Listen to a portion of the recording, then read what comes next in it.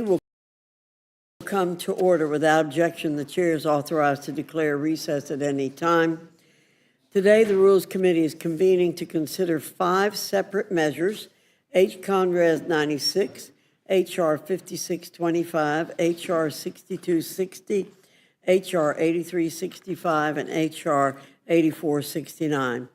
First, we'll turn to Conres 96, a concurrent resolution expressing support for law enforcement. This week marks National Police Week, a week dedicated to honoring law enforcement officers who've made the ultimate sacrifice in the line of duty, as well as to recognize those who continue to serve. This resolution honors the hard work, personal sacrifice, and often unacknowledged work carried out by law enforcement officers. It recognizes the undeniable reduction in crime that comes when law enforcement departments are respected and fully funded. Today and every day, we should honor the brave men and women who work around the clock to keep our communities safe. H.R. 5625, the Cashless Bail Reporting Act, would bring necessary and timely transparency for the American people by requiring publication of the jurisdictions that have cashless bail policies and laws, so Americans are aware of policies that affect their communities. Americans have the right to know if they're living in or near a community that permits people accused of certain violent crimes to be released pending trial on personal recognizance or an unsecured appearance bond. H.R. 6260, the Keeping Violent Offenders Off Our Streets Act, reins in the Democrat soft-on-crime cashless bail policy by requiring bail bondsmen, including so-called, quote, charitable bail bonds, end quote, to adhere to common sense accountability measures. Charitable bail bonds are organizations that use money from donations to help pay cash bail for defendants. Charitable bail bonds regularly post bail for individuals charged with violent felonies and previous convictions. This legislation amends the federal criminal statute dealing with insurance-related crimes to include the posting of bail by a corporate entity, nonprofit entity, or for-profit entity as being, quote, engaged in the business of insurance. Therefore, if a charitable bail bond is posting bail, it will be subject to the state licensing requirements and oversight by state insurance commissions to ensure accountability for charitable bail bonds that break the law. H.R. 8365, the Monitor Accountability Act, would set a series of defined terms and expectations for federal court monitors. Court monitors are independent oversight officials appointed through agreements between a government agency and a public or private entity, often in response to concerns involving civil rights violations, fraud allegations, misconduct, or regulatory violations. Although court monitors are intended to operate independently from both the government and the monitored entity, this independence has raised concerns in practice, particularly regarding cost, duration, and accountability in long-running consent decree regimes. In some cases, monitorships have remained in place for more than a decade, prompting debate over whether their role is to ensure compliance or to sustain managerial control of agency operations. The reforms contained within this legislation set clear expectations for time-limited oversight, ensuring that federal monitorships are not indefinite. Finally, H.R. 8469, the Military Construction, Veterans Affairs, and Related Agencies Appropriations Act of 2027, provides a total discretionary allocation of $157 billion, which is nearly $4 billion above the FY26 enacted level. In addition, the bill provides $323.9 billion for mandatory programs, for a total of $469.49 billion in overall funding. This package allocates $90 million in additional funding for design of barracks and child development centers, vital for the quality of life for service members and their families to address basic deficiencies identified by the Government Accountability Office.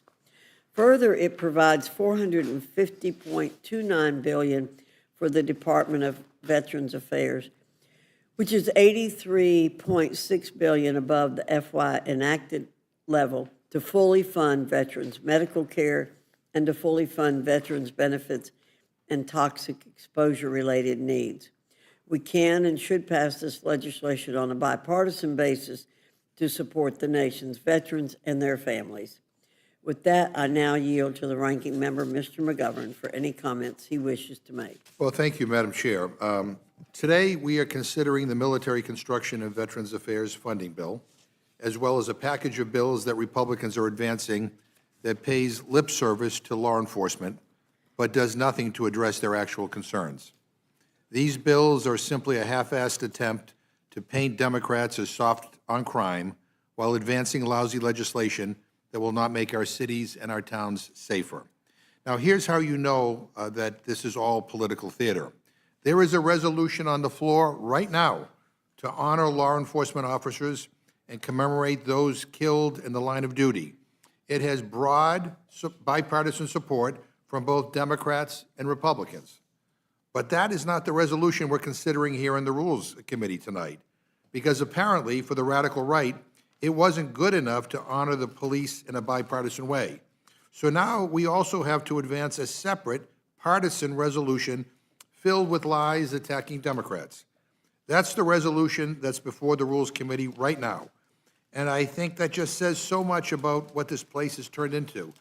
Partisanship for the sake of partisanship. It's pathetic. And I would just say to my friends on the other side, people don't like it when you use them. And that is exactly what Republicans have turned Police Week into. You drag out support for law enforcement once a year, you use the police like props, and then you discard them once you're done with all the photo ops and the press conferences. Nothing in these bills, not a thing, will actually address the public safety concerns that I hear about back home, like more funding for cities and towns to hire more cops. You guys want to spend $1 billion on a ballroom, and you come up here talking about supporting the police, and you come up with a bunch of bills that do nothing to actually support the police? No additional funding to hire police or to provide communities with the funding to be able to get state-of-the-art equipment? Let me tell you something. Talk is cheap. And nothing in these bills deals with the number one thing I hear about back home, and that is the issue of affordability. Just this morning, the Wall Street Journal reported that inflation is rising thanks to Trump's policies, the highest rate in 3 years because of the tariffs and because of the war. I had a town hall meeting this weekend, and people are pissed off about inflation. They come up to me at event after event to talk about it. And I tell them to call the White House and call Speaker Mike Johnson's office to complain, because that's who's to blame for gas and food prices going up because of the tariffs and because of this illegal war. Now, it doesn't take a genius to figure out what's going on here. The economy is great for billionaires, the price gougers, and giant corporations. They're all doing great, but it's not working for the people who actually keep this country running. It's not working for families struggling to make ends meet, or the parents who have to pick between gas and groceries before the next paycheck comes in. And instead of trying to bring down the cost of living, instead of fighting inflation, Republicans are doing the opposite. They're making it worse. They ripped health care from millions, cut food assistance for kids, veterans, and seniors, and raised the price of everything from utilities to groceries, all to give tax breaks to their billionaire donors and rubber stamp every one of Trump's stupid ideas, including his tariffs, his war, and now his billion-dollar ballroom. One other thing that I would like to point out, Madam Chair, we are apparently also going to consider a rule today to detach an E-15 provision from the Farm Bill, a provision that would cost billions because it handed over taxpayer dollars to, you guessed it, the oil industry. But just remember, Speaker Johnson told one group of Republicans that E-15 would get its own vote, and and be added to the Farm Bill. And then he told another group the exact opposite. What a great strategy.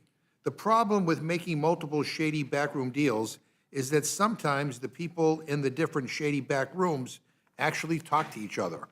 So now, after all that time wasted coming up with a rule that combined E15 with the Farm Bill, we are now going to waste more time on a new rule to separate it out again.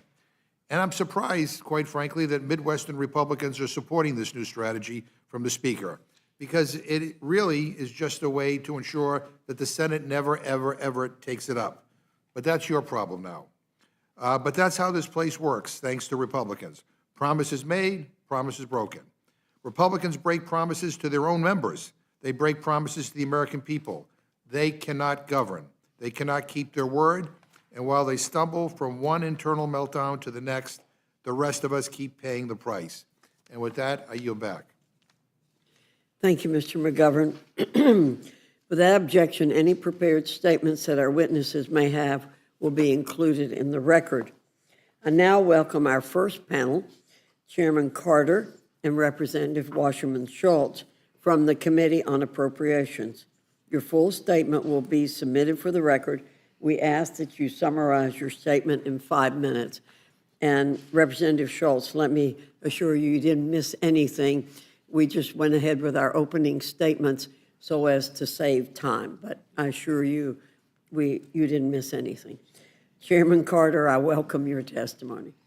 Thank you, Madam Chairman, and thank you, Madam Chairman Fox and Ranking Member McGovern and the members of the committee for the opportunity to be here before you today to discuss the final year 2027 Military Construction, Veterans Affairs, and Related Agencies Appropriations Bill.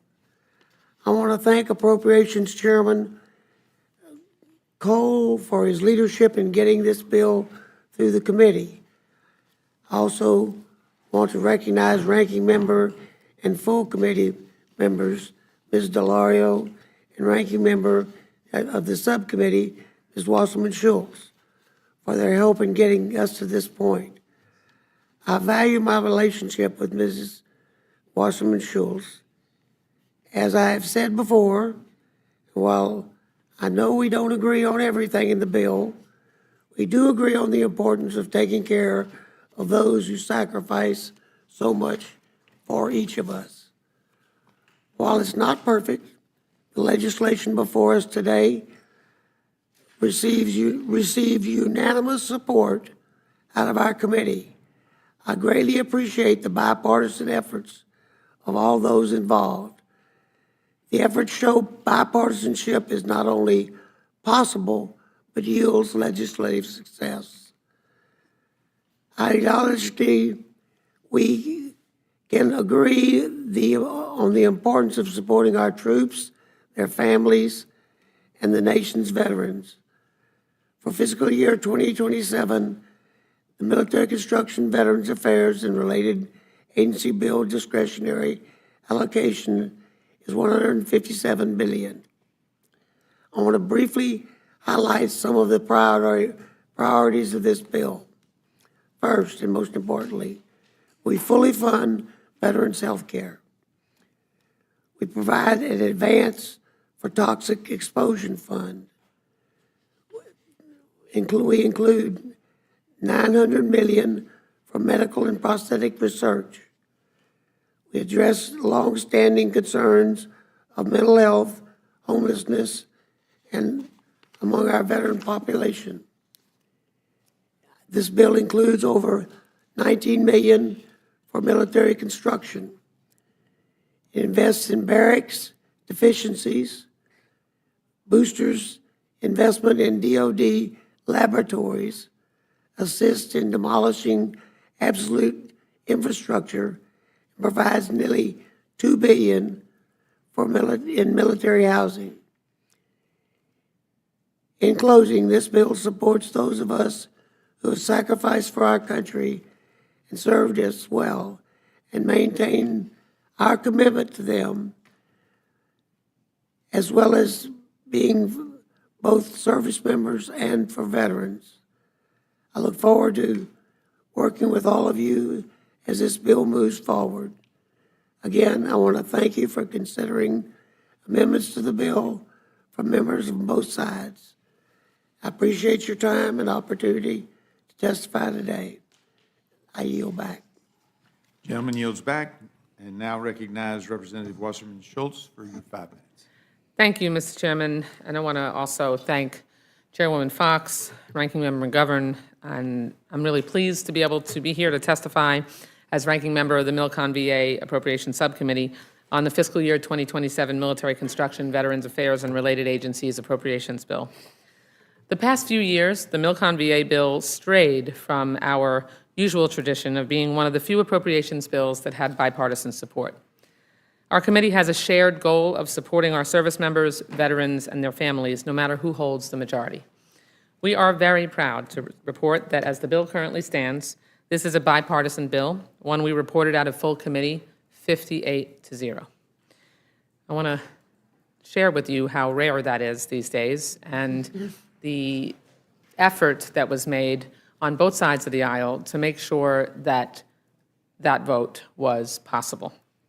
Each side made compromises. Each side swallowed things that perhaps they didn't like or left things out that perhaps they would have preferred be in the bill. But making sure that we can come together and be unified in standing up for our service members and our veterans and their families is absolutely critical. And I really want to thank Chair Carter for his partnership in writing this bill and doing his best to keep the bill clear of controversial, unrelated policy riders that in the past have kept us from supporting this bill. I hope that as this committee considers amendments to this bill, that members of the Rules Committee uphold the bipartisan commitment that we both made, Chair Carter and I, and that if any controversial provisions are added, I want to make it clear that we will not be able to support this bill going forward. Overall, the bill is a good one. It fully funds health care for veterans at a time when health care costs are on the rise and demand for VA services continues to increase. As PACT Act claims increase, we must do all that we can to keep our promise to provide health care to our toxic exposure veterans. This is why it is critical that we advanced fund the Toxic Exposures Fund, or the TEF. I appreciate Chair Carter's willingness to work with me at the full committee markup to ensure that this bill includes $53.7 billion in advance funding for the TEF. The bill also provides sufficient funding for barracks, child development centers, and PFAS remediation, which is critical in ensuring readiness and troop morale. Most importantly, as I mentioned earlier, it does not carry offensive culture war riders that were total non-starters in years past. The bill also maintains certain provisions that reclaim Congress's power of the purse, provisions that we believe we all can support as this administration continues to bypass our exclusive constitutional role in appropriations. However, I do want to be clear that this is not the bill that I would have written, and it contains some funding and language decisions that I would not have made. But in spite of that, I voted yes anyway, and I encouraged my colleagues to do the same. The most problematic provision is Section 413, the NICS rider. Longstanding federal law requires that VA report a beneficiary that has been deemed mentally incompetent based on medical evidence and therefore is assigned a fiduciary to protect them in handling their finances to the National Instant Criminal Background Check System. This provision prevents this reporting, and it is in violation of the law. In addition to this provision, I oppose the funding level for the NATO Security Investment Program. This bill keeps the funding equal to last year, but it is $122 million below the request level. Now more than ever, we should be reinforcing deterrence with the help of our European allies who disproportionately fund this program, especially as the war in Ukraine continues. But there are instances in which we have to vote against our preference. One should never vote against your principle. But sometimes we cast a vote against our preference to achieve a greater good. And I believe that this bill accomplishes that, which is why I support it. And I want to thank the members of this committee for your consideration of our bill. Thank Chair Carter for his friendship and for really being a remarkable colleague to work with. We each endeavor, no matter who is in the roles that we hold now, to work together closely to make sure that we can have as much consensus as possible. And as it stands now, this bill is a bipartisan one, and I am hopeful that we can keep it that way. What a message we could send about our ability to work together if the House votes unanimously for this Milcon VA bill, which I am hopeful that we will be able to. Thank you. I yield back the balance of my time. Thank you very much. I now recognize the gentlelady, Ms. Fishbach, for her time of questioning. Comment.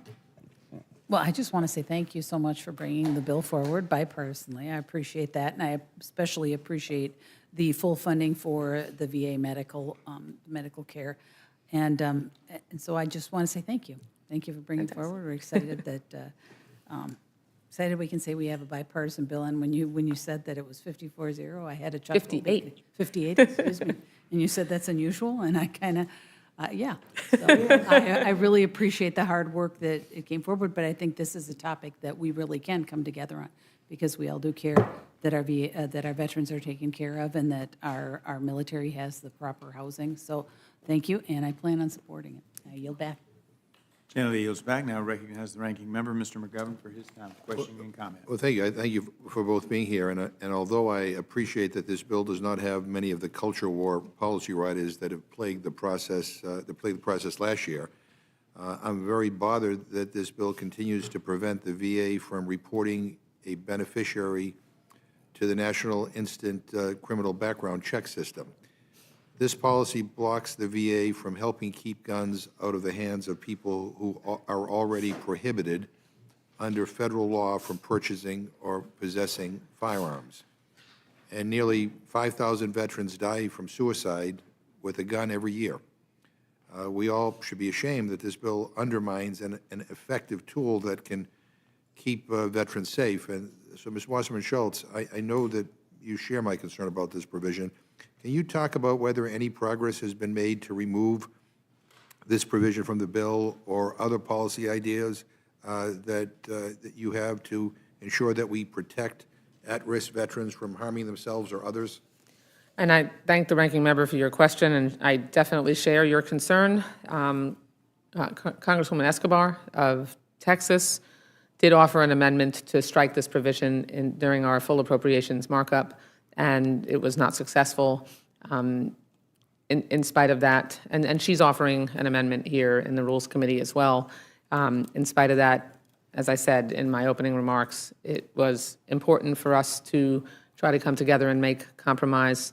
This bill doesn't look like it would if I were the chair, but it was important to send a very strong message that because there was an effort made to make sure that we could have as much consensus as possible, that we have an opportunity to really demonstrate the example of trying to come together.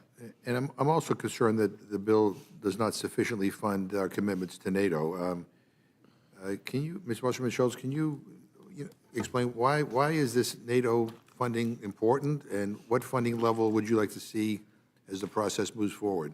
So the bill does drastically underfund the NATO Security Investment Program. It's actually funded at $122 million below the president's request. And I know this was not the fault of the chairman. He was working under difficult circumstances with a very low allocation and an incredibly late budget request that really resulted in the funding levels that we have in this bill. I know we would have all preferred to have a much more robust allocation. I supported the bill out of full committee because I knew we would be able to work together on a bipartisan basis to fully fund this program in conference. The current funding level of the bill is insufficient, so we should certainly not be cutting the program even further. Cuts to this program would renege on our commitment to our allies and would undermine our own troops in Europe. A very significant portion of the projects funded by the NSIP either directly or indirectly support American troops stationed in or traveling through Europe. Cutting funding for NSIP would be fiscally irresponsible.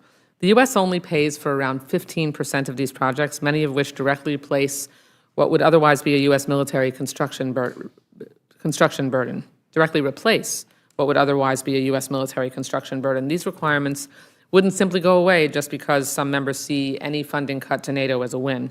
Instead, without joint NSIP funding, our commanders in Europe would have to consider other ways of meeting these requirements at a greater expense to U.S. taxpayers, since the NSIP program is disproportionately funded by our allies abroad.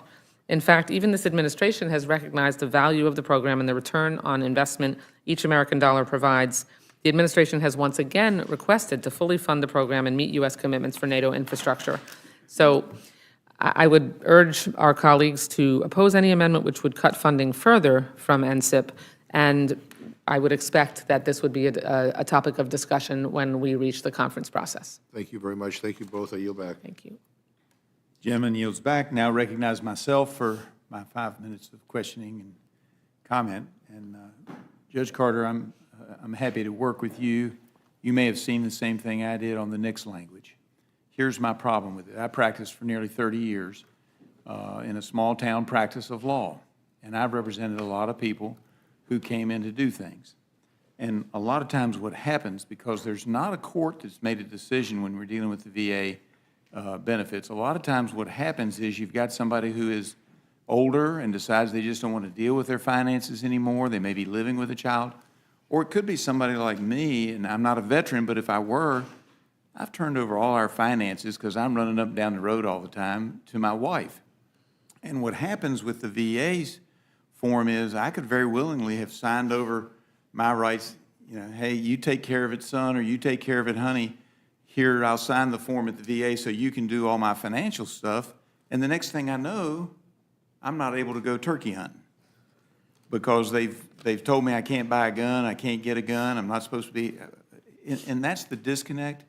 I'm very concerned about the military suicides. I think that's a serious concern. And while the system's not perfect, as you know, being a former judge, there can be a finding that somebody is a danger to themselves or to others, and then in that case, absolutely it needs to go to the Nix system.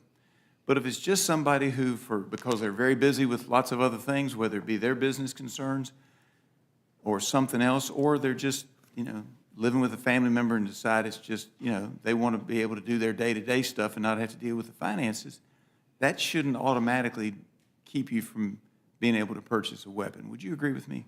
Yes, sir, I agree with you. And Ms. Wasserman Schultz, I appreciate your whole attitude on this, and I'm happy to work with people to try to come up with language. If there is a need to work with the VA and work with others to come up with a language that's somewhere in between, because I don't want the folks who are just doing it for financial reasons because it's easier for them, they travel a lot or whatever, but I also recognize that some of these folks may be slipping through the cracks, and maybe they do need a determination of being a danger to themselves or to others. So that's the fine line we have to get, and that's Right. why we get the language that we have in the bill. And just striking that out doesn't solve the problem. But over the course of the next year, I'm happy to work with anybody to try to come up with the correct language, to try to protect our veterans if they are, in fact, having some kind of mental health issues. Right. But if it's just finances, we can't be taking away their right to go hunting for deer or squirrel or turkey or whatever. I would look forward to working with you. The problem here is that this is a straightforward, comprehensive prohibition from referring a veteran to the Nix system. And I want to just be clear, if the veteran believes that the determination is wrong, they have a right to appeal. If a veteran believes that they were wrongly reported to Nix, they can have their rights restored through the court system. That is part of the process.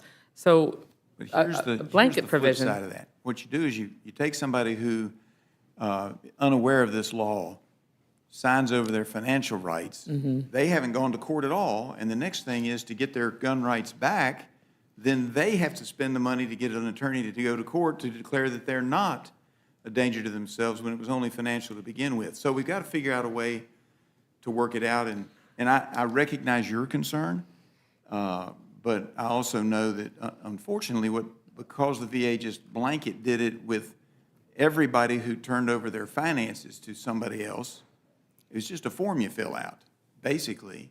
No, Mr. Sometimes Chairman. the VA will step in and say, we want you to do it, but sometimes it's just you've done it as a matter a matter of convenience. If you wouldn't mind my Yeah, just sure. correcting the record. Yeah, absolutely. There's actually, and I appreciate your openness to working on this, there's an extensive bureaucratic process in place to protect veterans, especially those who have been deemed incapacitated or mentally incompetent, to determine when a fiduciary is needed. It's not just, I mean, it's not a determination that's made lightly. It's not just a form that gets filled out and. And maybe you know. that's changed and you can show that to me, but Sure. I know that I practiced with people who just turned it all over because it was just easier to do, and there was not, I mean, maybe somebody handed them a form, but they weren't in a position to either, they didn't pay attention or they didn't feel like paying attention to all the forms, and they just signed it over. and away it goes. Is that, am I wrong? No, and I agree with what you say, but in addition to that, I represent Fort Hood. And when we started having these folks coming back with all the problems that they were having, we tried to get them professionals that understood them. And they think those professionals, they respected their opinion. But the shrink, or whatever you want to call them, that didn't have any experience with the military, that's what we had to get in there, because there's just not that many people that have that kind of experience. And they didn't trust anything those people did. And they were very, very vocal about, they don't understand us, they don't understand what we went through, they can't make a judgment on us. And remembering all that I went through 15 years ago, and then all the work I did trying to get, people with the kind of experience that they did, which were very, very few, I realized that someone who didn't understand the soldier wouldn't understand his competency. And it's not a fully informed professional that doesn't understand the military.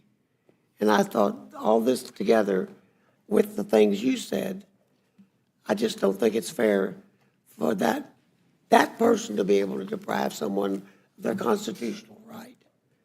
Yeah, and now, if I've got it all wrong, you feel free to tell me, but we'll try to work on it over the course of the next. And if we could get better psychological people that could talk to them, and we're working on that, I'm telling you, we are.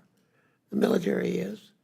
But And hopefully, and it's very difficult. I'm going to yield back, but hopefully we'll be able to use telemedicine for that too. I'm a big proponent of that. And you. that can get us the right people in a lot of different places without having to have them travel all over the country. That's right, absolutely. I appreciate it very much. Thank you so you both, much. and I yield back and now recognize the gentlelady from Pennsylvania, Ms. Scanlon, for her 5 minutes or thereabouts.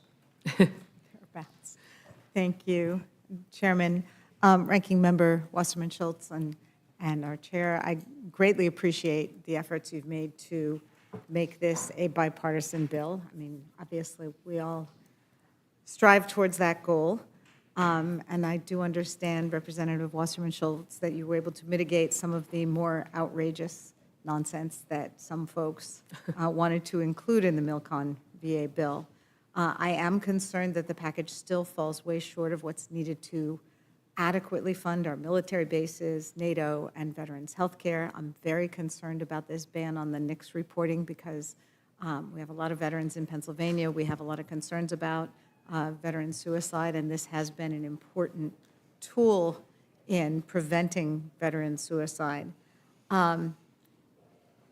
So at any rate, glad you were able to make bipartisan progress here, although it may not be the bill that many of us would prefer.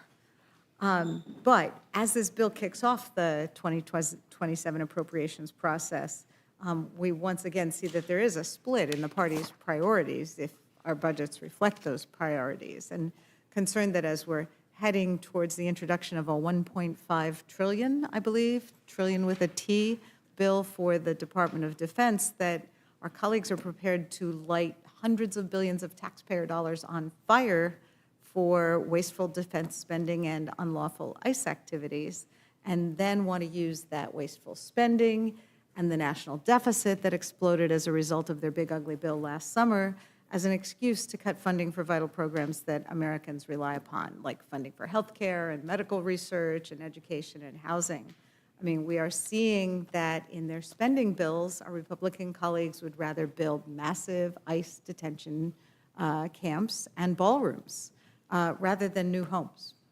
And we're seeing they'd rather put more masked and armed federal agents on American streets without meaningful protections for citizens than making the necessary investments for our troops and veterans and their families. So I wish that we could get the bipartisan buy-in across a broader spectrum of bills, but obviously want to recognize the effort that went into this one. So thank you. I yield back. Thank you.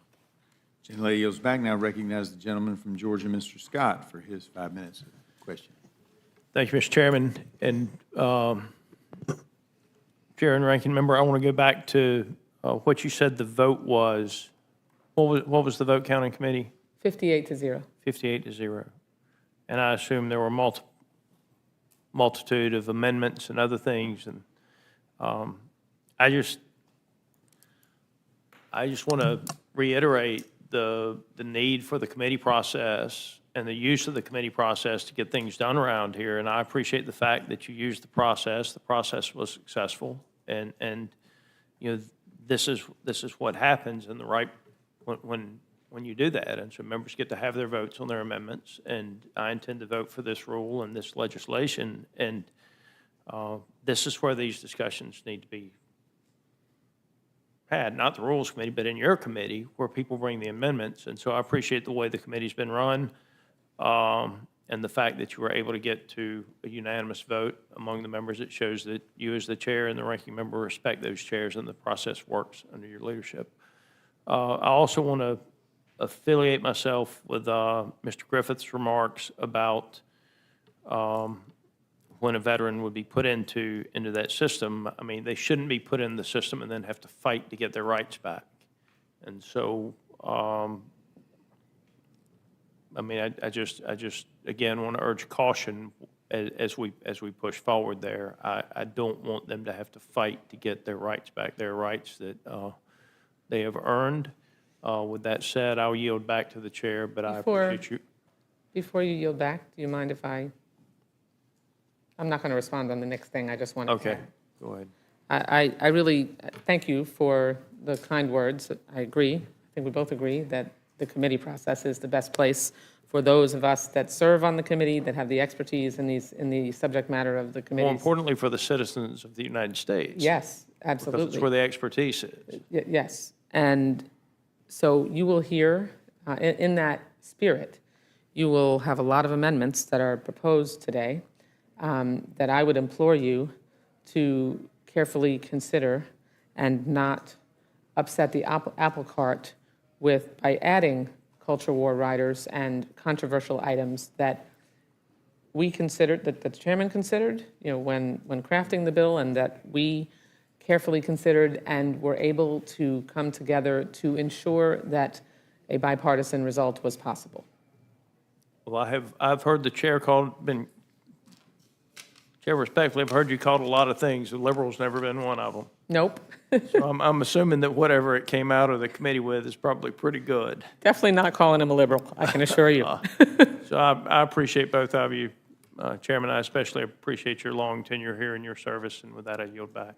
Gentleman yields back. Now recognize the other gentleman from Georgia, Mr. Jack, for his time. Thank you, Mr. Chairman, and I echo my colleague, the dean of our delegation's thoughts, and 58-0 is an incredible number, and one that makes me wonder why we're not doing this on suspension, but nonetheless, here we are. But I just, Judge, I want to thank you for your leadership, and I just want to note, too, with respect to my district, I do not represent a formal military installation or base, but I do represent armories across my National Guard armories. And in some cases, they have housing associated with it, and because of that, I'm sure funds from this are going to flow to that. So it's a healthy reminder that on the MilCon side, many of us can touch it. And of course, on the Veterans side, Veterans Affairs, we all have VA service centers and clinics across our district. So your leadership, both of you, are helping make my constituents receive the benefits that they earned and receive the honor of the service that they carried for this country. So grateful for your leadership and appreciate you being here on a fly-in day. And with that, I will yield back to our chairman, Mr. Griffith. Thank you very much. The gentleman yields back.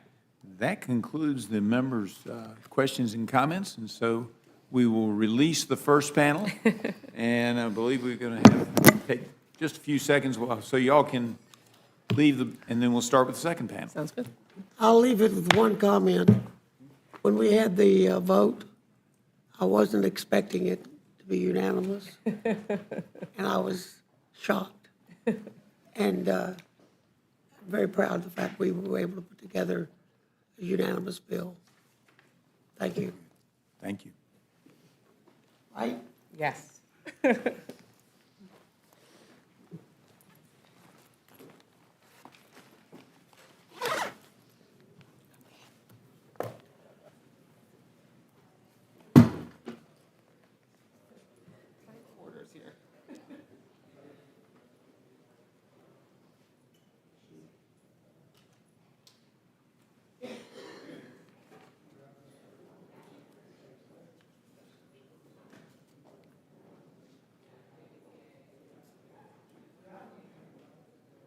I now welcome our second panel, Representative Biggs and Ranking Member Raskin from the Committee on Judiciary. I know I saw Representative Raskin stick his head in a minute ago, so I know he's close by. And your full statement will be submitted for the record, and we ask that you summarize your statement in 5 minutes. Welcome. And Representative Biggs, you are now recognized for your testimony. Thank you, Mr. Chairman. And as you know, this week is National Police Week, so it's fitting that we're considering these 4 measures that support law enforcement and promote public safety. Legislation like this is increasingly important because we need to show the men and women in law enforcement that this body supports their mission and appreciates their service. 64 years ago, President John F. Kennedy signed a proclamation which designated May 15th as Peace Officers Memorial Day, and the week in which that date falls as Police Week.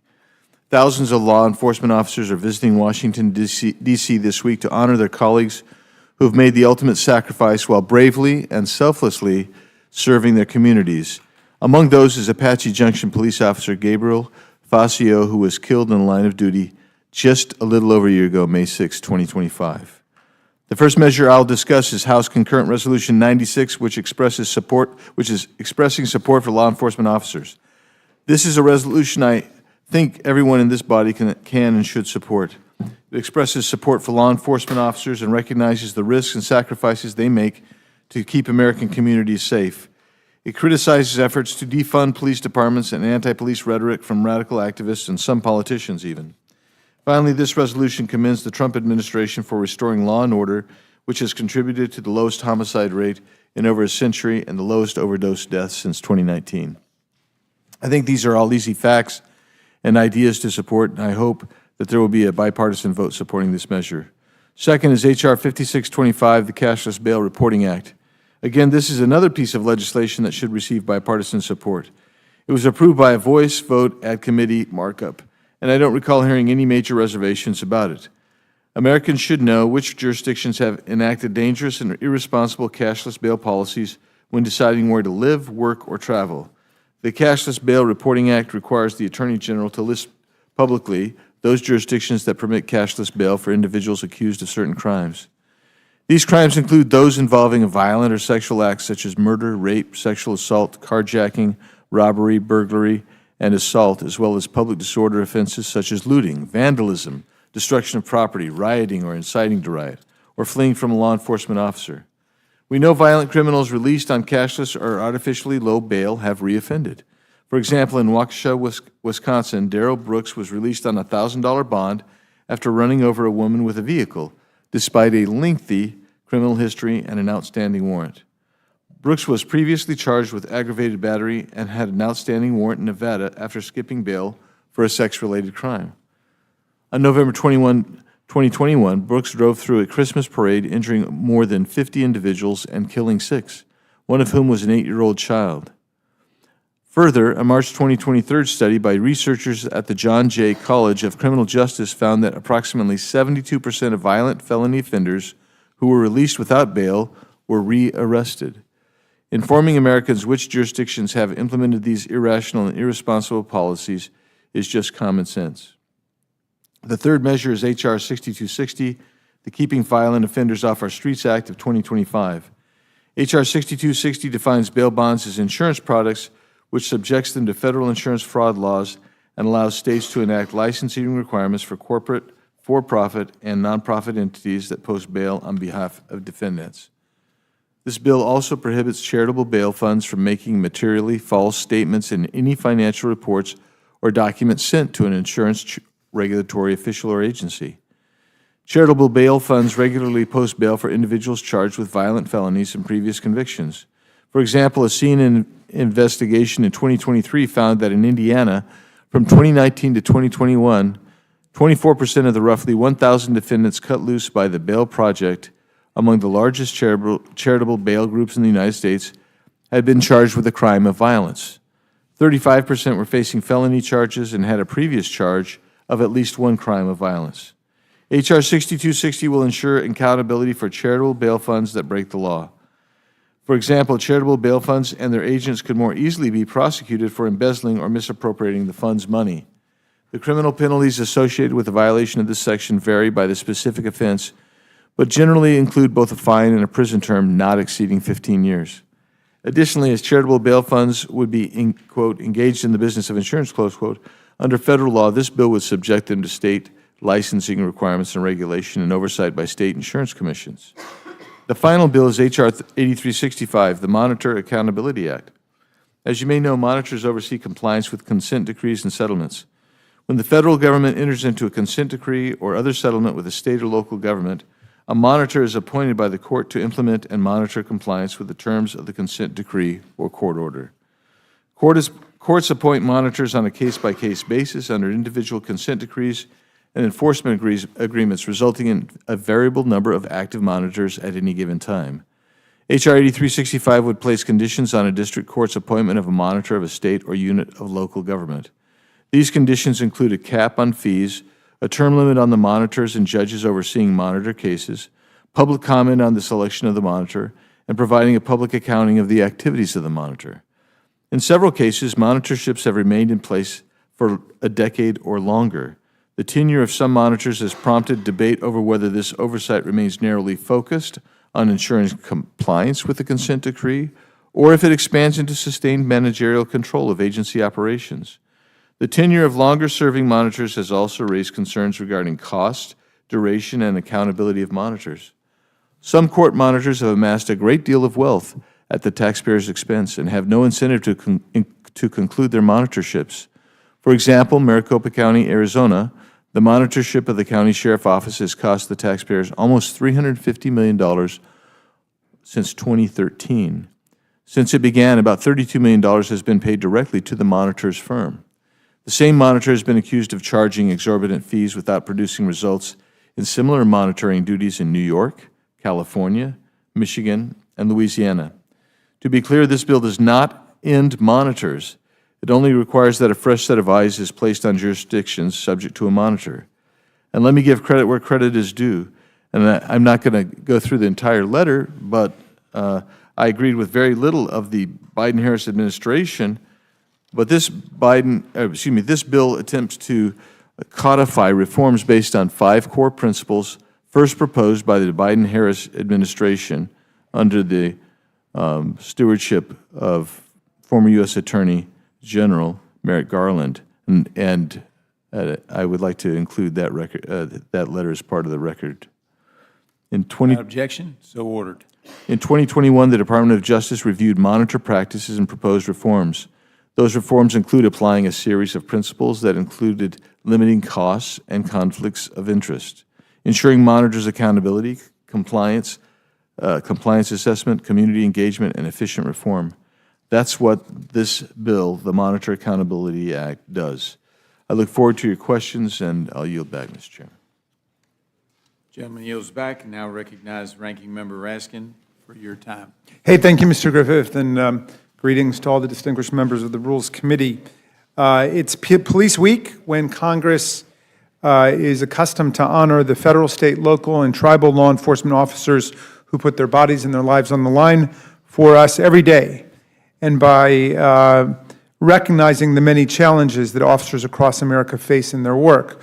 Law enforcement officers confront danger, investigate and help derail crimes, connect victims with resources, and work closely with state and federal partners to oppose criminal networks. Congress should do everything that we can to support their important work. We should make sure that officers get the training and resources they need, that federal agencies are supporting state and local crime fighting, and that groups which partner with law enforcement to provide training, technical expertise, and victim support are also well-funded. But Our colleagues have alas offered up 4 bills that do nothing to keep officers safe or help them carry out their jobs more effectively. This weak package contains a non-binding and polemical partisan resolution that does nothing other than try to score cheap partisan points. The least problematic bill, H.R. 5625, the Cashless Bail Reporting Act, is a relatively straightforward and minor transparency measure that directs the Attorney General to publish a list of jurisdictions that permit cashless bail. While this bill is not problematic on its face, I do think it important to remind everyone that bail is not a mechanism for punishment in our system. In America, whether you're a president or a pope or a pauper, you're innocent until proven guilty beyond a reasonable doubt as to every element of the charged offense. And no one should be detained pre-trial simply because they don't have the financial resources to post bail. The federal courts recognize this basic principle that we hold people only because of the danger of flight or violence to other people. The federal courts release pretrial defendants on cashless bail every single day. If my colleagues would like to study bail policies around the country, they should ask for a report assessing how each jurisdiction handles pretrial criminal defendants. Instead, they're asking for a list focused exclusively on jurisdictions that, like federal courts, use cashless bail. The information is already publicly available and known, but this resolution would have the DOJ compile the information for them. I suppose that's fine, and accordingly, I do not oppose this bill. H.R. 6260, Keeping Violent Offenders Off Our Streets Act of 2025, is a different story. This bill would redefine the business of insurance to include the posting of monetary bail, criminal bail bonds, and federal immigration bail bonds. My GOP colleagues have billed this legislation as vaguely pro-police, although they've yet to show how it would support the efforts of our nation's law enforcement officers or address their needs. What it would actually do is discourage or even destroy nonprofit bail funds that raise money for people who cannot afford to pay bail by themselves. These organizations try to address the clear injustice that results when wealthy people can pay their way out of jail while poor people are held in jail pending trial on minor, nonviolent criminal charges for no reason other than their inability to pay the bail amount set by the court. This bill will do nothing to keep our communities and law enforcement safer, and I strongly oppose this one. H.R. 8365, the Monitor Accountability Act, appears to be a rearguard attack on federal monitorships nationwide.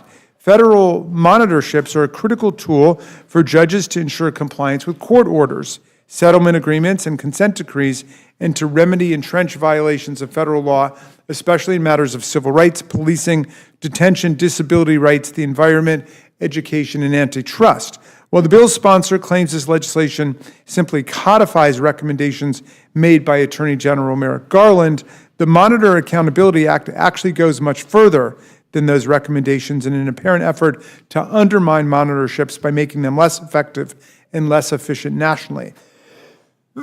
For example, the bill mandates that federal monitors and even the judges overseeing a case be replaced every 5 and 6 years, respectively, an approach that the Attorney General strongly opposed. These putative reforms have a clear purpose to put an end to judges and monitors' ability to ensure that entrenched violations of law, like the persistent racial discrimination by the Sheriff Joe Arpaio's department in Maricopa County, Arizona, are fully addressed in the case.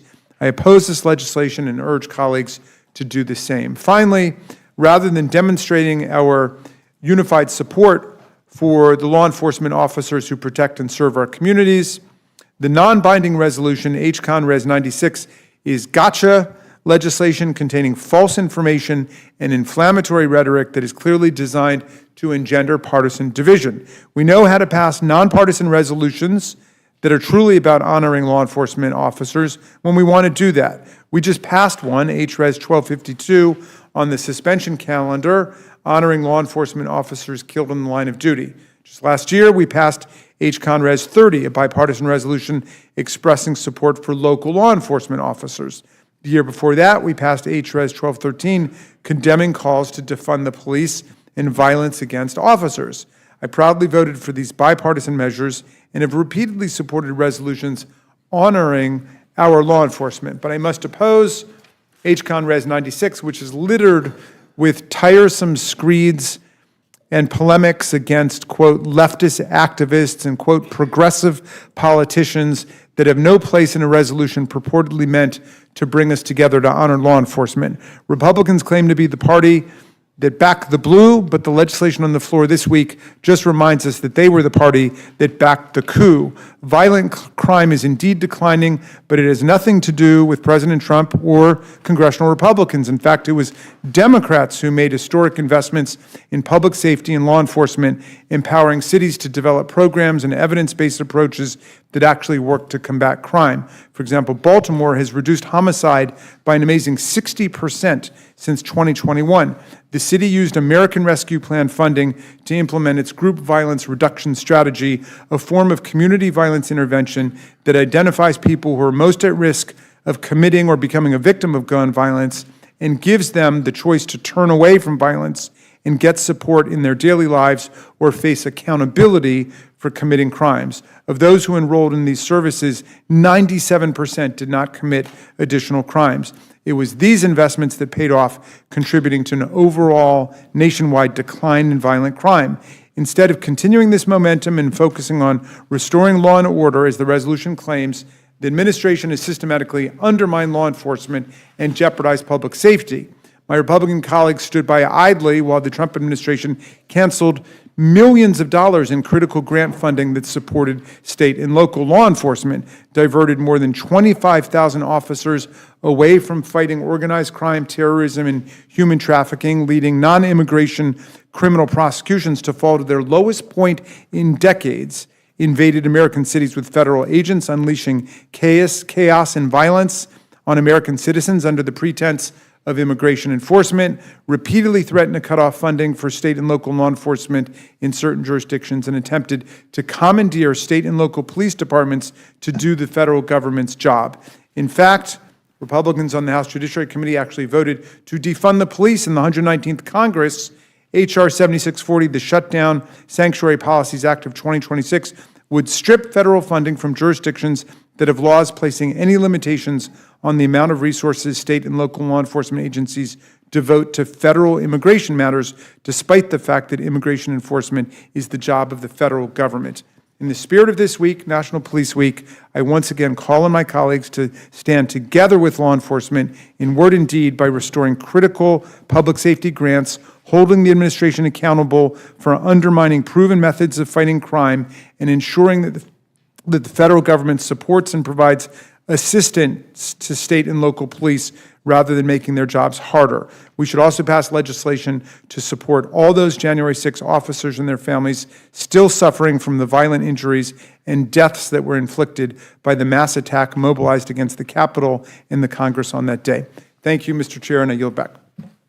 Gentleman yields back, and now recognize Ms. Fishbach for her time of questioning. Thank you, Mr. Chair. And Mr. Biggs, I know that several states have moved to minimize and eliminate monetary bail systems, moving towards the cashless bail. And can you tell me what have been the impacts of the change on crime rates and recidivism rates for violent offenders? When cashless bail has been Yes. imposed? What we have seen is that where there's cashless bail, there has been an increase in violence and violent crime. That's what we've seen. And The result, of course, is that victims and victims' families have been devastated. So these are the things that happen when you have this. I'll quote a study done by the Yolo County District Attorney's Office in California that found that 70% of defendants released on no cash bail went on to reoffend. Thank you. And you know, it's clear that the cashless bail systems increase crime rates and recidivism rates, but I'm just wondering, what role have the charitable bail funds played in the movement to end monetary bail systems? So the charitable bail funds, they have virtually no oversight, no regulation, And it is true that in some cases, they're providing bail to low propensity to reoffend or less dangerous offenders. But they also have actually caused a great deal of harm as well. And for example, and here's the way they work. The Minnesota Freedom Fund received $231,000 in 2019, but after George Floyd, they received $42 million in 2020. And so what they're doing is, in some instances, they have provided bail to people who are very violent, get out and reoffend. The executive director of the Minnesota Freedom Fund stated, quote, I often don't even look at a charge when I bail someone out, close quote. He added, I'll see it after I pay the bill because it's not the point. The point is the system we are fighting. And the result is you get people victimized by these violent offenders that are being paid for by charitable bail organizations.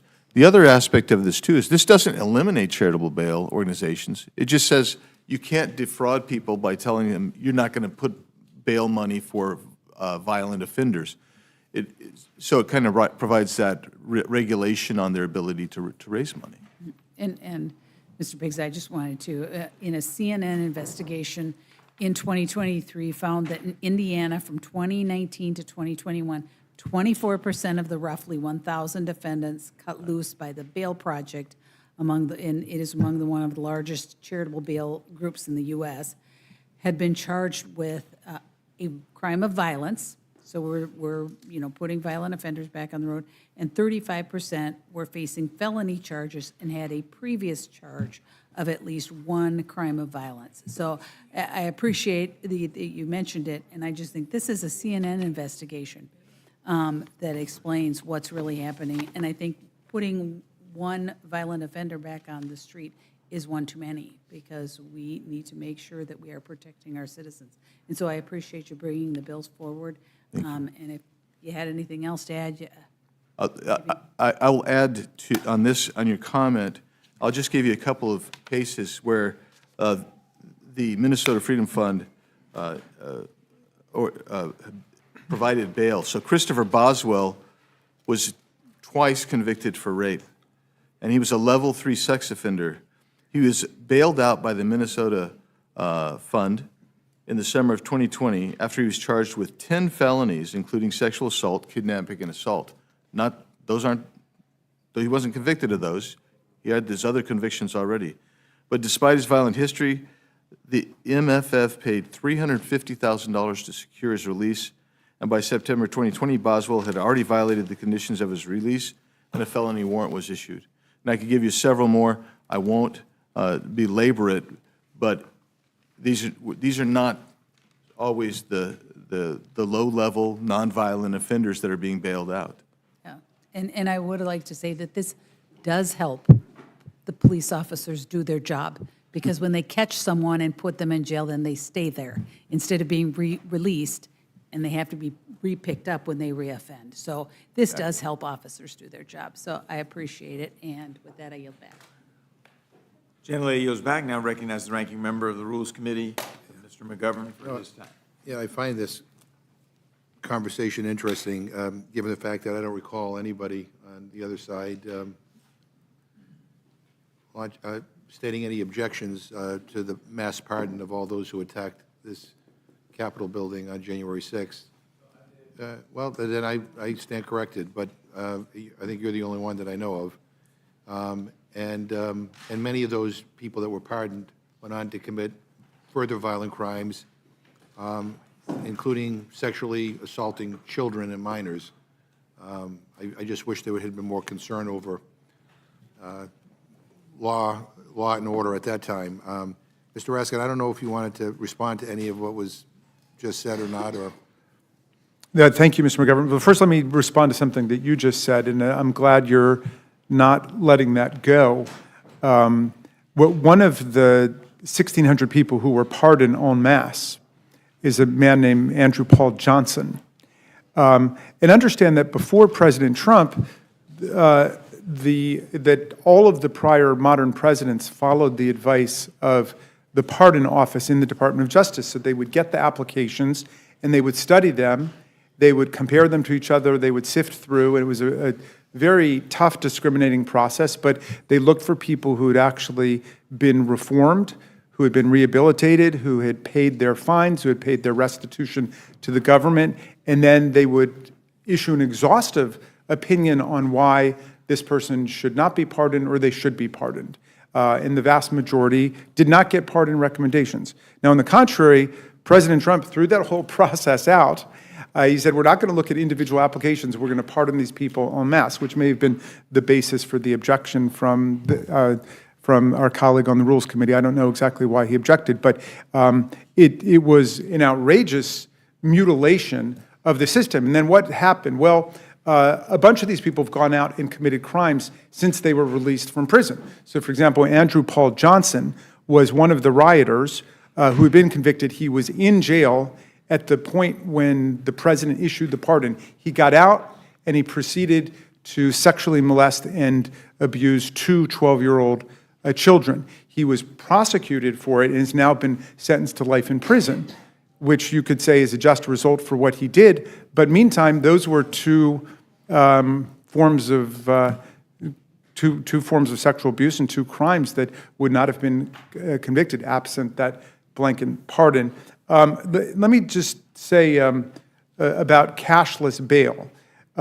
For 60 years, the federal court system has had a cashless bail system. To abolish the ideal that a pretrial release should depend on the wealth of the defendant. People should be held if they pose a risk of flight or if they pose a danger to the community. And that's what cashless bail means. Since Congress imposed it on federal courts 60 years ago, it has served well, but now there's an effort not to crack down on this federal system, but to go after particular states and to step on their decisions under the system of federalism. And I just make one observation here. This is one of the frustrating things about serving in this chamber, and I think it's one of the things that the American people are frustrated with. We are debating, I think, or maybe we finished debating a suspension in support of and honoring our law enforcement officials. That is a bipartisan resolution that will, I assume, get bipartisan support on the House floor. And then we have the bill before the Rules Committee today, which is basically that resolution with a few gotcha clauses in it. Things that kind of are meant to attack Democrats and to politicize a resolution, which I think there'll be division on. And for the life of me, I don't know why that is in the interest of law enforcement or the interest, of Congress or anything good, other than just to try to further divide and to polarize people. And it's become a habit around here, and I think it's a rotten thing to do. And I hope that, again, that the resolution that has bipartisan support passes overwhelmingly, which we'll vote on it at suspension. But this is such a blatant attempt at partisanship. It cheapens this institution. Well, I think that's well put, Mr. McGovern. It's unfortunate because when we put up real resolutions that are about honoring the police and supporting the police, we have unanimous support in the body.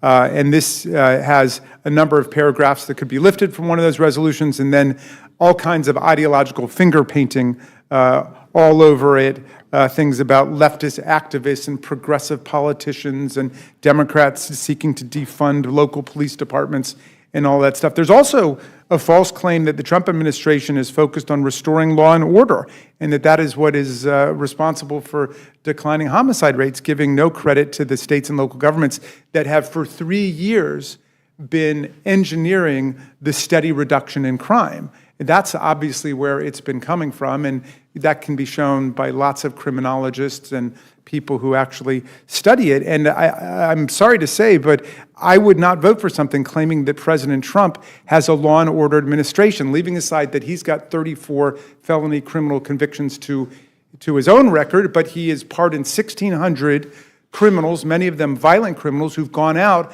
to engage in domestic violence, home invasions, sexual abuse of children, and so on. And they have dismantled the counter-terrorist and counter-intelligence operations that were keeping us safe from terror attacks from abroad. And we've seen a real gutting of the criminal justice muscle in the Department of Justice as everything has been mobilized to the task of deporting immigrants. I appreciate both of you being here, and I yield back. Chairman yields back. Now recognize myself and Mr. Biggs. Appreciate you being here. I heard you go over the 4 measures that you brought before us, and I don't remember hearing anything about pardons. Did you bring us a bill about pardons I was unaware of? No, sir, I did not. These don't pertain to pardons, including the thousands of en masse pardons issued by President Biden, including to some in this room. Okay. I yield back and now recognize the gentlelady from Pennsylvania. Thank you, Mr. Chair. As we've heard, it's Police Week in D.C. Police Week was established by a Democratic president, John F. Kennedy, and it's traditional for Congress to consider bills during this week to honor law enforcement officers who died in the line of duty and to support their families. And if we had those bills before us, I think there would be strong bipartisan support for them. But we don't. Instead, we have a package of do-nothing messaging bills, none of which actually help law enforcement or make some of our neighborhoods safer. And as we've heard, some of them even contain gross misstatements of fact. So we don't have bipartisan bills here. Look, immediately following the pandemic, we've seen a dramatic reduction in violent crime due in large part to community investments we were able to make during the last administration, investments in community violence prevention, police body cameras, mental health resources, and police accreditation and training. But our Republican colleagues are undermining this progress. They talk a big game, but it's just messaging bills and not meaningful action. The White House and Congressional Republicans have cut police funding. They've rescinded grants. That have actually been shown to reduce crime. They've refused to hold immigration enforcement personnel to the same professional standards as other law enforcement officers. And they've tried to make it easier for bad actors to acquire and use firearms, whether by eliminating century-old regulations governing silencers or allowing guns to be mailed through the United States Postal Service. And of course, as Ranking Member Raskin suggested, this White House has shown contempt for law enforcement by pardoning criminals who violently attacked police officers right here in the Capitol on January 6, 2021, and ordering the Department of Justice to drop charges against MS-13 gang leaders at the request of the President of El Salvador, and pardoning the President of Honduras, who was convicted of trafficking hundreds of tons of cocaine into the U.S., and forcing government agencies to drop investigations and prosecutions of major corporate crimes, and pardoning dozens of white-collar corporate criminals who've defrauded Americans of their hard-earned money, including retirement savings. And while pardoning white-collar criminals doesn't sound like it would impact cops on the street, those pardons have forgiven billions of dollars in fines and restitution that otherwise would have funded community-based organizations and public agencies that provide VOCA assistance, which is assistance and compensation directly to crime victims, which makes the lives of police officers easier. So that's why I'm frustrated with the do-nothing bills that have been served up this week, because it's more talk and no action to address the real problems that police encounter every day. Ranking Member Raskin, I think you looked at the billions of dollars in fines that had been forgiven by pardons by this administration, and which were then unavailable for VOCA funding. Can you talk about that a little bit?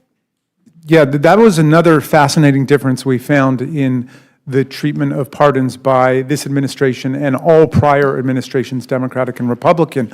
All of them before said, before you can, well, either apply for a pardon, but certainly get a pardon. You've got to show, absent some compelling reasons, that you have paid your debt to society by paying restitution to the government if it was a crime against the government, or fines to the government, or restitution to your victims, okay? So I believe we found that under President Biden, all of the pardonees had paid money back, except for a handful of them, is less than $1 million worth.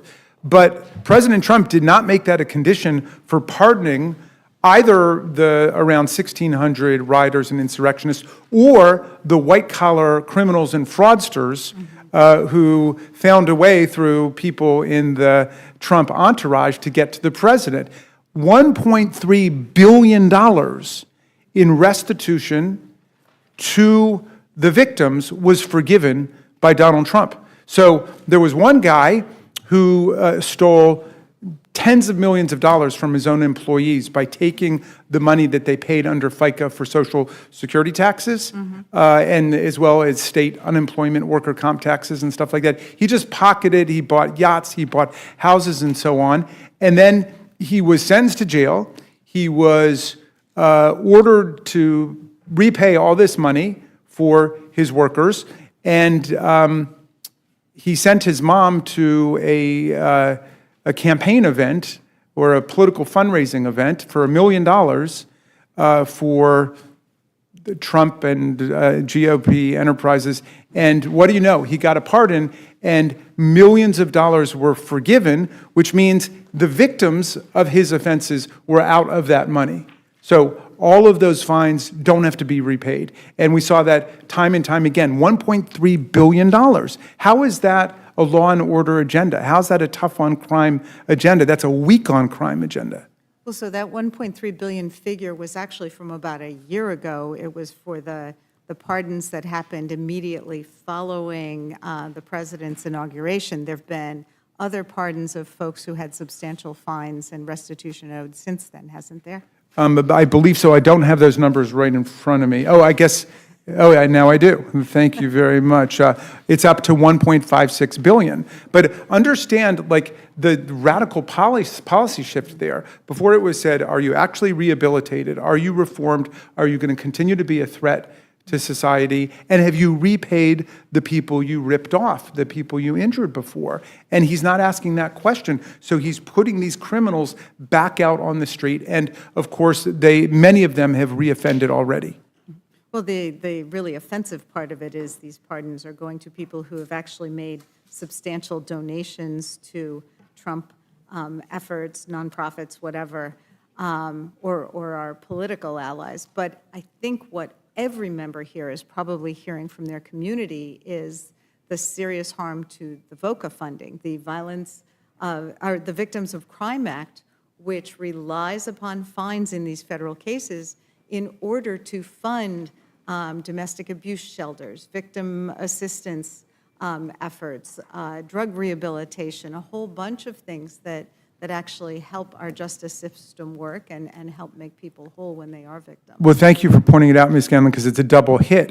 You remember when the administration first came in, they sent over Elon Musk and Doge, and they cut $500 million out of already appropriated and obligated funds going to state and local victim assistance and anti-crime fighting organizations. $500 million was cut in all of our states, in all of our districts. I remember, I got a lot of calls. Then they pulled the plug on our ability to replenish this other fund that you're talking about, which has been used to help victims simply by forgiving these fines to the people who, for some reason, they're showering all this forgiveness on.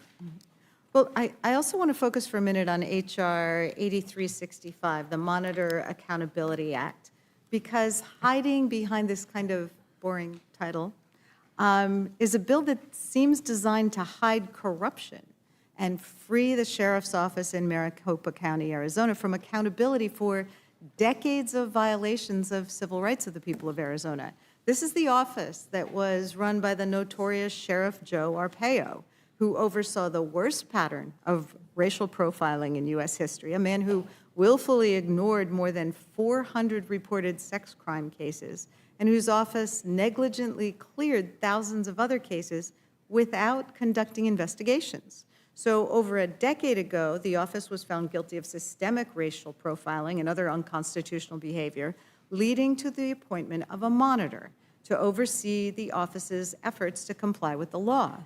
But rather than undertaking meaningful reforms, the sheriff's office undertook a PR campaign to grossly misrepresent the cost of complying with the court's order and to undermine the reform effort.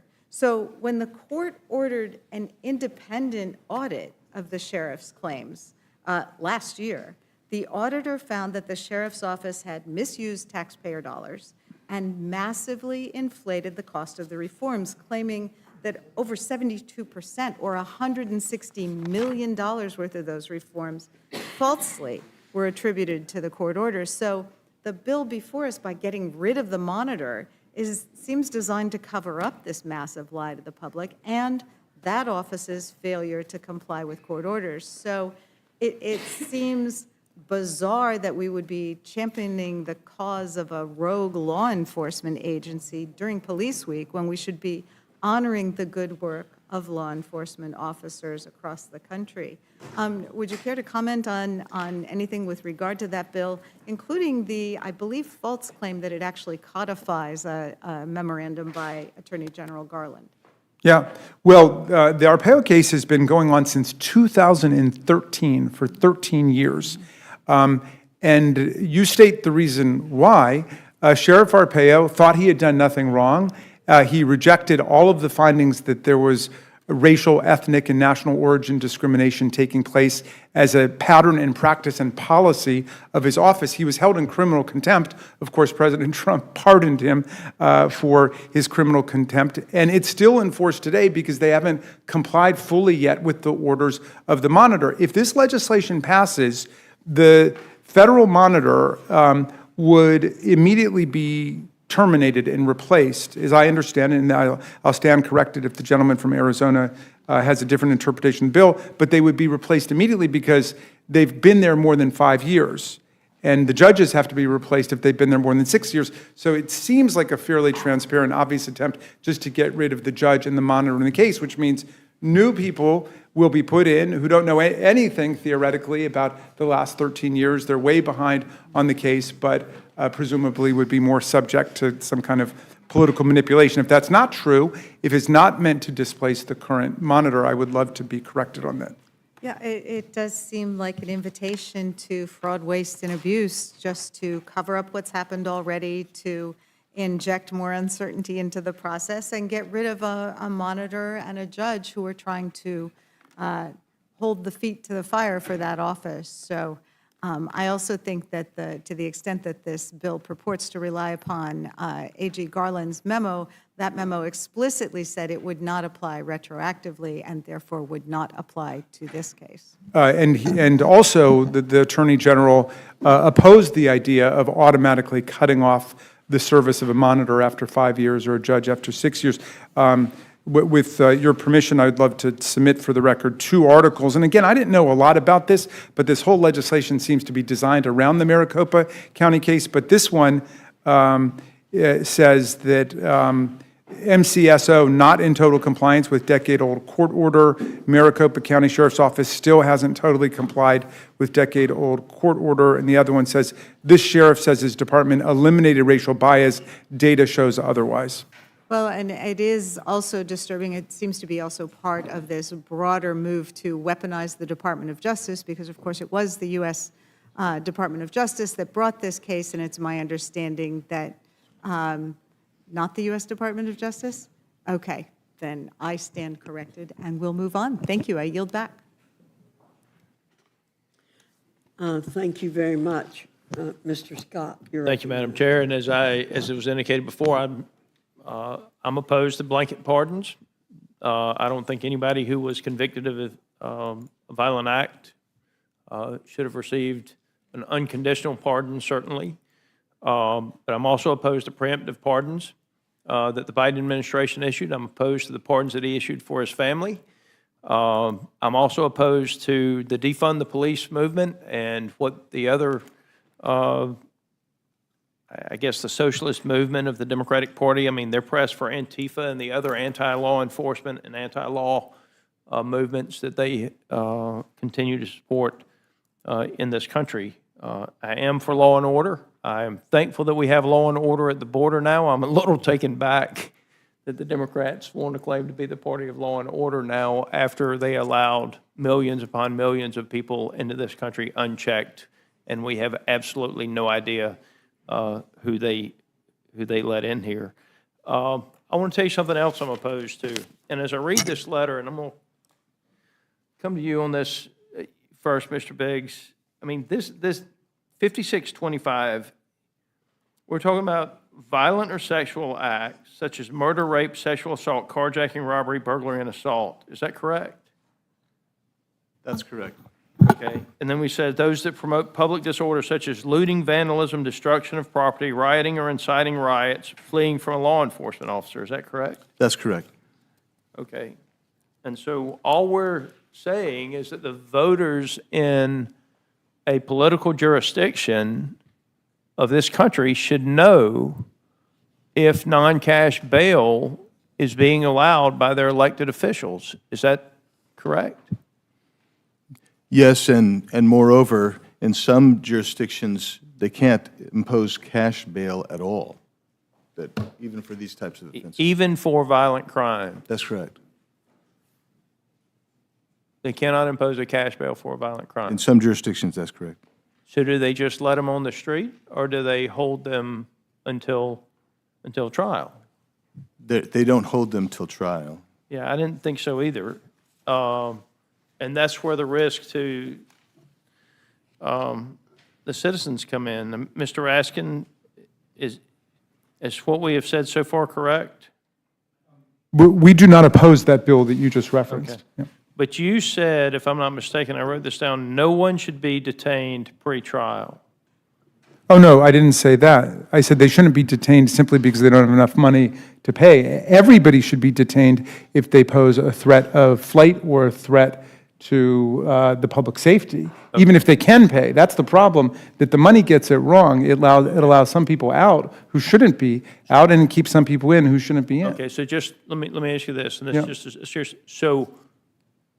So then you oppose cashless bail for anyone who has committed one of these crimes that we were talking about, the violent or sexual acts such as murder, rape, sexual assault, carjacking, robbery, burglary, and assault. You agree that there should be no cashless bail for anybody who has been arrested for one of those acts? No, So you do support cashless bail for people who have been arrested for those acts? What I support is the federal system, which looks at the question of whether or not the person poses a danger of flight or a danger of violence in the community. And the money just confuses the question. So I think that we've been doing it the right way in the federal system for the last 60 years. So I wouldn't do it according, I wouldn't do it according to the offense. I mean, some offenses categorically people are held. I believe in the federal system, but yeah. We just, difference of opinion on this. And Mr. Biggs, do you have anything else that you would like to add before I turn the time back over to the mayor? Yeah, I would. I want to cover the court monitor system because two people who just admitted they don't know much about the case, they presume everything about this bill deals with the Melendrez case, which it doesn't, and yet it does, because it is the prototype, especially since the court monitor in this case has basically ripped off multiple jurisdictions and has been a court monitor in multiple jurisdictions, in some cases, for 2 decades. And he's making bank. And the thing that is so intriguing to me about this is this notion that we're not trying to codify some of Merrick Garland's conclusions here. So he goes through and he says, we need to provide guidance on this because there's been some problems. So he asks, Mr. Biggs, I'm over the 5 minutes, so I want to, okay. if you can just finish it in 40 seconds, I'd appreciate it. That'll keep us below 6. Almost impossible. But I'll just. Well, be quick. I'll just do you this one point. part. That my colleague here said that, that 5 or 6 years that the Attorney General didn't specify how long a monitor should be. And yet the letter itself says in most cases, it didn't say in all cases, but in most cases, the monitor must be replaced at an appropriate interval, usually of no more than 2 or 3 years. The Melendres case has been going on, it's gone through 4 sheriffs, 4 elected sheriffs from different parties, both parties. 4-year terms? Yeah, so when they're talking about Joe Arpaio, he was out of office by, I believe it's 2016 is when his successor, Paul Pinzon, a Democrat, was elected, who served, and he got so fed up with what was going on, he left early after he served almost two terms. And then you had another appointment come in, and now we're on the 4th sheriff. This isn't about Joe Arpaio. This is about the court monitor being paid millions of dollars. And the audit was conducted by his relative. It wasn't conducted by some independent auditor. I'm over my time. Thank you for letting me. I appreciate both of you. Madam Chair, I yield the time that I don't have left. Thank you, Mr. Scott. Mr. Neguse, you're recognized, and I think you have a birthday tomorrow, so we'll wish you happy birthday today for tomorrow. Well, I want to say thank you first and foremost, Madam Chair. You're the first person since I arrived in Washington earlier today to note my impending birthday tomorrow. So I want to say I'm grateful to you. Well, I'll be spending it here in the House doing the people's work, so no better way to spend my birthday. Well, that's right. That's right. My 2-year-old and my 7-year-old gave me a great send-off yesterday in advance. So, Mr. Biggs, Mr. Raskin, thank you both for being here. I want to start with H-Con Res 96. This is the resolution expressing support for law enforcement officers. Mr. Biggs, as you know, the House typically passes a concurrent resolution during Police Week every year to recognize the contributions of law enforcement officers to our communities. Is that a fair statement? It is generally, yeah. Last year, a resolution was put on the floor. I think you noted it passed with about 400 votes, give or take, somewhere around there, 410, 411 votes, and it was done on suspension. This year, this resolution is being considered in the Rules Committee. Why is that? You are asking someone who doesn't know. What was that? I repeat, that decision was made by someone other than myself, so I would be uncomfortable imputing motives to somebody else. I mean, you've been in Congress quite a while. You have no theories about why this resolution is being considered in the Rules Committee and not on suspension tonight? I've got a lot of theories about why a lot of crap happens in Washington, D.C. Sure. And I could be happy to expound on those sometimes, but I really, truly don't know why this or any of these other bills are coming to rules, except for maybe they wanted to say, let's put all these police weeks. Why are bills typically considered through the Rules Committee and not suspension? I don't know. It's a mysterious box to us all, Mr. You have no idea? Mr. Biggs, you've served in Congress for quite a while. We serve on the Judiciary Committee together. I told you I've got lots of ideas. well, let me If you would like me to give some ideas on other things as well, I'm more than willing to opine. I will opine on this. I will state the obvious, which everyone on this committee, of course, would attest to. I think you would too, which is that typically bills are considered in the Rules Committee and not on the suspension calendar because it is presumed that that particular bill or resolution does not have 2/3 support sufficient to garner sufficient support on the floor to pass on the suspension calendar. And so in this case, this resolution... Would you yield to me for a sec? I'm going to give you an opportunity. Okay, We're going to move forward because I had hoped for a colloquy on that particular point, but I could not get you to concede to the blunt reality, which is that in this case, this resolution, as I think the ranking member noted, there are a variety of whereas clauses that were inserted into this resolution that did not exist in the resolution last year, which are deeply partisan, and you and I have a disagreement about those particular provisions. We're going to go through some of them together here shortly. That's why we're considering this resolution in the Rules Committee, not on the floor. I mean, that's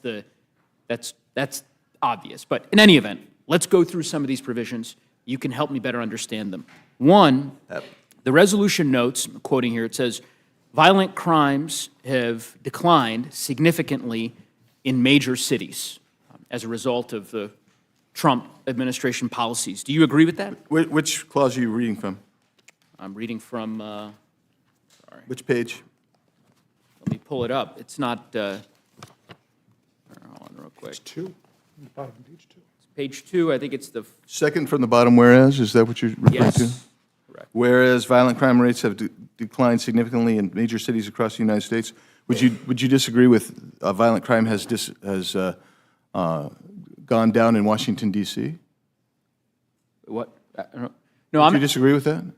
I have no idea. I'm asking you, this is your resolution, or you're here presenting this resolution. I'm saying, is that whereas clause accurate or not accurate? I think it's accurate. Okay, that's it. That's all I'm asking. So And you think it's inaccurate? I'm not suggesting that to you, Sure, actually. you're suggesting it. I'm not. I'm asking you whether it's accurate. I think you're suggesting that. Okay, well, let's walk. I mean, you imputed me you imputed certain thoughts of No, mine. You I'm read not. my mind. Let and me said, assure "Oh, you. hey, Let me assure you, Mr. Biggs. Okay, Okay. we haven't even gotten to the controversial questions yet. Okay, this is the resolution says violent crime And you has gone. disagree. Okay, the violent crime has gone down in major cities, right? So Yeah, in Arizona, yeah. Mesa is a major city, Phoenix is a major city, Tucson is a major city, Flagstaff is a major city, Gilbert, I would venture to suggest, is a major city. You agree that violent crime has gone down in those cities? I think that in a couple of cities, it's actually probably been held stable or gone up, actually, in a couple of those cities. But did you notice? So it hasn't gone- This actually didn't say in every major. Oh, sure. It just so happens that in every major city in Arizona, crime is going the other way? I didn't say in every major city. I said in a couple of them. In a couple of them. And I'm not really sure because I haven't gone through, but I can tell you who runs those two major cities that we do believe that crime's gone up in. And it isn't the party of the red. Sounds like major crime. I haven't been to Arizona in a while, but under Governor Hobbs, it feels like it's going pretty well. I mean, according to this resolution. If I wouldn't say that. Broad brush. I wouldn't say that. Okay, let's go to another clause. This is the 8th whereas clause. So this is on the second page. And you'll see that the first part, the prefatory phrase there is, quote, the Trump administration's focus on restoring law and order. You see that? I do. Okay. How many convicted felons has Donald Trump pardoned? I don't think as many as Joe Biden pardoned. Okay, and how many is that? I don't know. You don't know. Okay, so And also, you answered the question. Thank you for answering the question, Mr. Okay, Biggs. Let happy me to. help provide some context, right? So I'd love that. Donald Trump pardoned, as you know, on the first day of his second term, over 1,500 defendants who were convicted of crimes connected to the events of January 6th. That included a number of convicted felons who had been convicted, by the way, of crimes including assaulting police officers. That does not sound like restoring law and order to me. And I'm sure, as you are aware, many of those individuals, or certainly some of those individuals, who were pardoned for violent offenses by President Trump, as you heard earlier today during the course of this committee proceeding, were then convicted of committing crimes after they were pardoned by President Trump. So you could understand why I would be very skeptical of a resolution that says the Trump administration's focus on restoring law and order when the very first action he took as president was to pardon violent felons. Seems like that is not restoring law and order to me. I take it you disagree. I do disagree, and I'll explain why if you Sure. give me a chance. So I love how you want to deflect and move into pardons as if Joe Biden or somebody using an auto pen didn't pardon over 3,200 individuals, including some of the biggest fraudsters in American history. So say you disagree with those and with the Trump pardons. I don't understand what your equivalency you're saying because and thank you for letting me finish my thought. Sure. And also the very notion that President Trump, who has brought the one city that the feds actually have more influence on than any other city. That's this one which we are in. If you think that we haven't seen a reduction in violent crime in this city since the president actually brought in federal folks to help manage the police situation, if you don't think that the police union is not happy with what was happened, then you need to go contact them. Suggested that the police union is unhappy or happy or? And if you think that I've said other nothing of the sort. well, I didn't say anything of the sort, and you imputed my motives and read my mind somehow. I don't know how you got that. But then we move on and say, did he offer that to other cities that were having problems? Yes. Okay. And that some of those cities said, no, we don't want that. We don't want to come I've given you ample down. opportunity to answer that question. I will just say, You didn't like the answer. I mean, you're certainly right. I disagree with your answer. But in any event, I will just simply say that I don't think that one could argue with a straight face, obviously you disagree, that the Trump administration is restoring law and order while they're simultaneously pardoning violent felons who assaulted police officers. Are you familiar with the Edward Byrne Memorial Justice Assistant Grant Program? I am. Okay. That's a grant program that funds state and local law enforcement, right? That's correct. Okay. President Trump just proposed his fiscal year 2027 budget. I can represent to you, because I suspect you don't have it in front of you, because you're not on the Appropriations Committee, that his budget proposes cutting those grants by $538 million. That's a 55% cut, okay? I'm not asking you to verify that, but I'm just representing you. Mr. Neguse, I'm going to trust you on that. All right, I appreciate that. I've known you a long time. I'm going to ask you to do the same with respect to the COPS program. So you're familiar with the Community-Oriented Policing Service? Am. Okay. Yeah. That program has been described by the Department of Justice as, quote, the cornerstone of the nation's crime-fighting strategy. And President Trump has proposed a more than 60% cut from what Congress appropriated last year, in the last fiscal year. So, COPS program, 60% cut proposed by President Trump.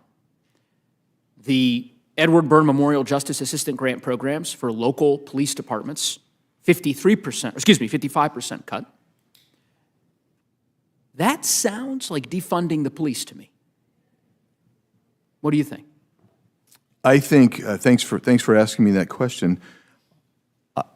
I think you're asking me to answer something in a vacuum.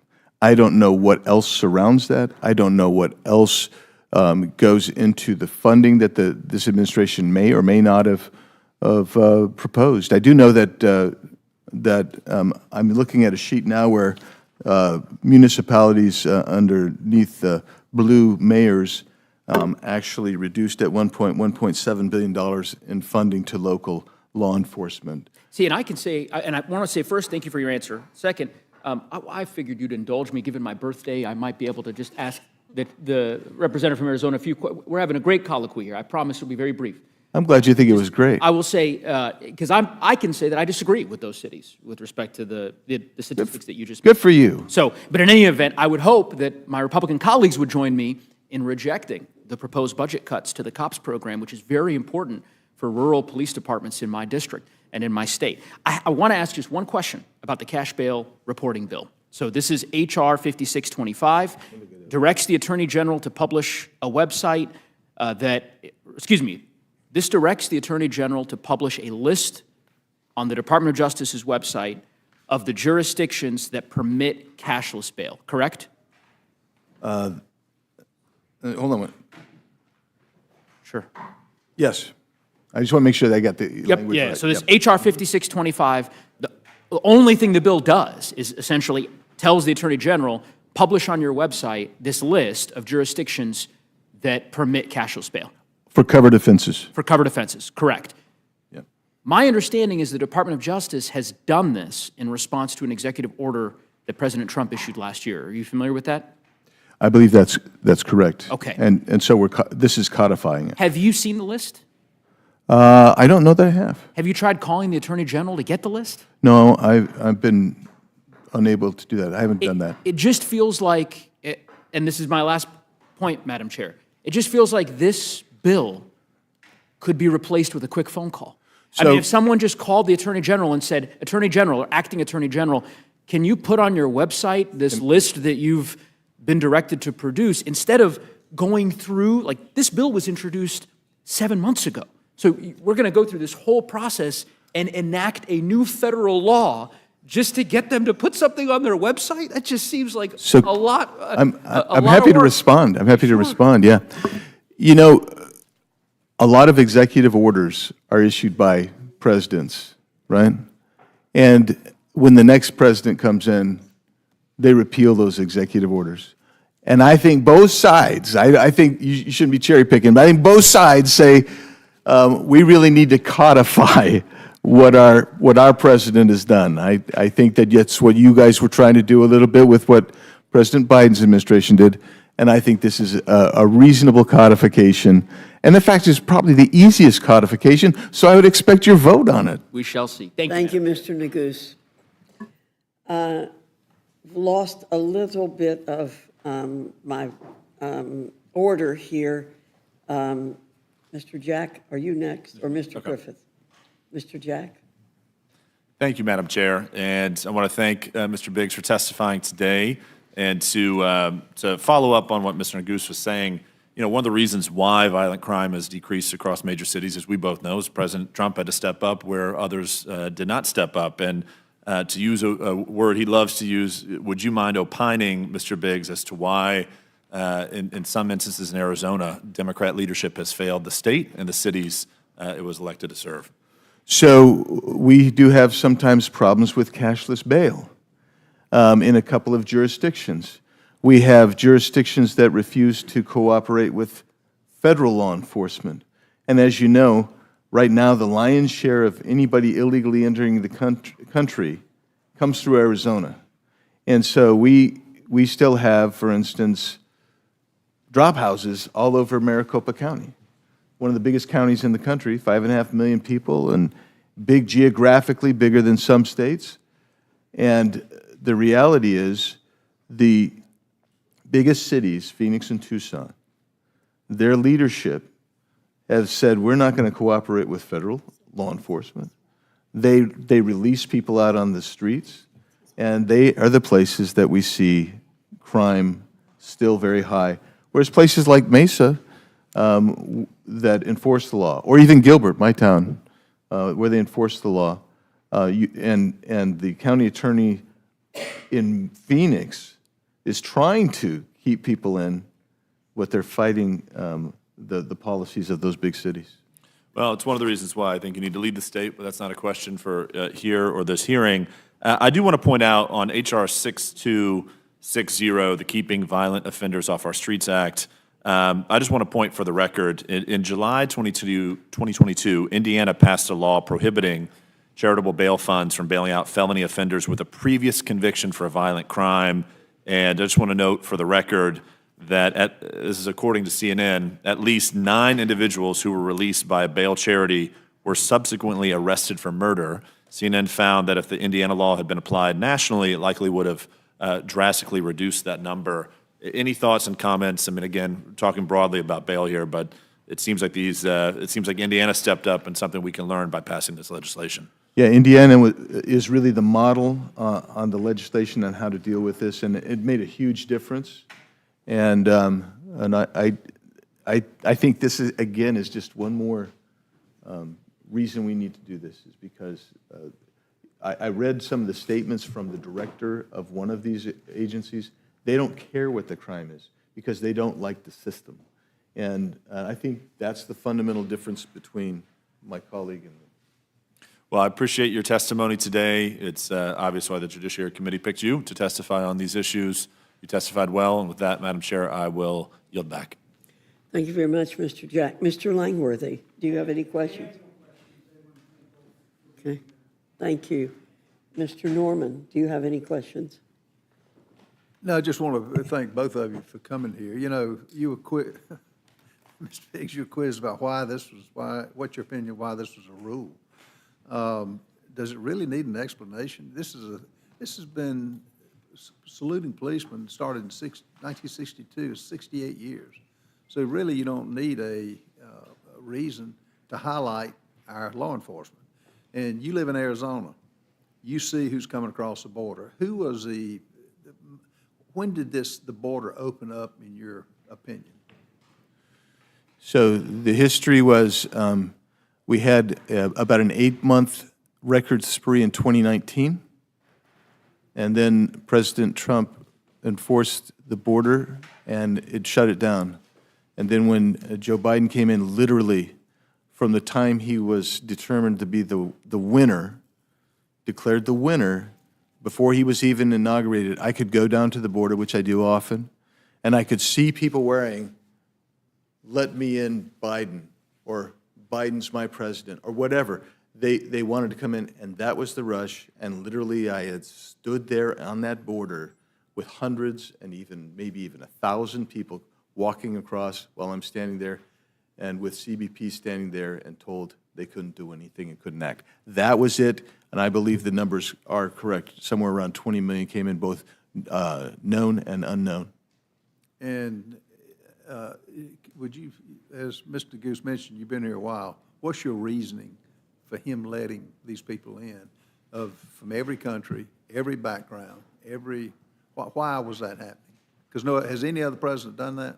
There's been no other president that has done that. In fact, President Obama had a remarkable deportation record himself. And I don't know why. I can just tell you the oddities in my own home state, where we had an election integrity bill that was vetoed at the same time that the governor was disbanding the Border Security Task Force. So I don't know. They seem to be related. I mean, there's comments all the time, but I don't want to impute a motive that I don't know for certain. Well, I'll close on this. Has there ever been a time when police have been put more to the test and have lost their lives based on the actions of one man, Joe Biden, by opening this country up to anyone and everyone? Not only did he put the police at risk, he put the community and the nation at risk. Correct. Thank you for both appealing. Yield back. Thank you, Mr. Norman. I believe that takes care of the panel. I had a question that Mr. Jack asked on my behalf. He didn't know that, but I appreciate that. So I have no questions, gentlemen. Can I put some documents into the record? Would Yes, that be sir. permissible? Yes, sir. Thank you. Without objection, whatever you have, if you will give them to us, we will make sure they are entered into the record. All right. We don't have to go over Here's the whole stack of Rooney. a whole stack of them. If you'll give them to the gentleman right there. Very good. Thank you. Thank you very much. Thank you, members. Thank you very much. Thank you, Mr. Raskin. Thank you, Ms. Fox. Always good to see you.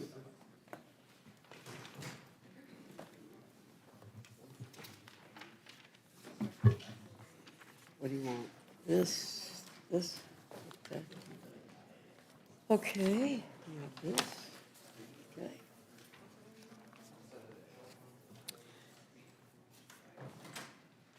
Is there anyone else seeking to testify on today's agenda? Seeing none, this closes the hearing portion of our meeting. The chair will be in receipt of a motion from the gentlewoman from Minnesota, Mrs. Fishbach. Madam Chair, I move the committee grant a rule which provides that Section 11 of House Resolution 1224 shall have no force or effect.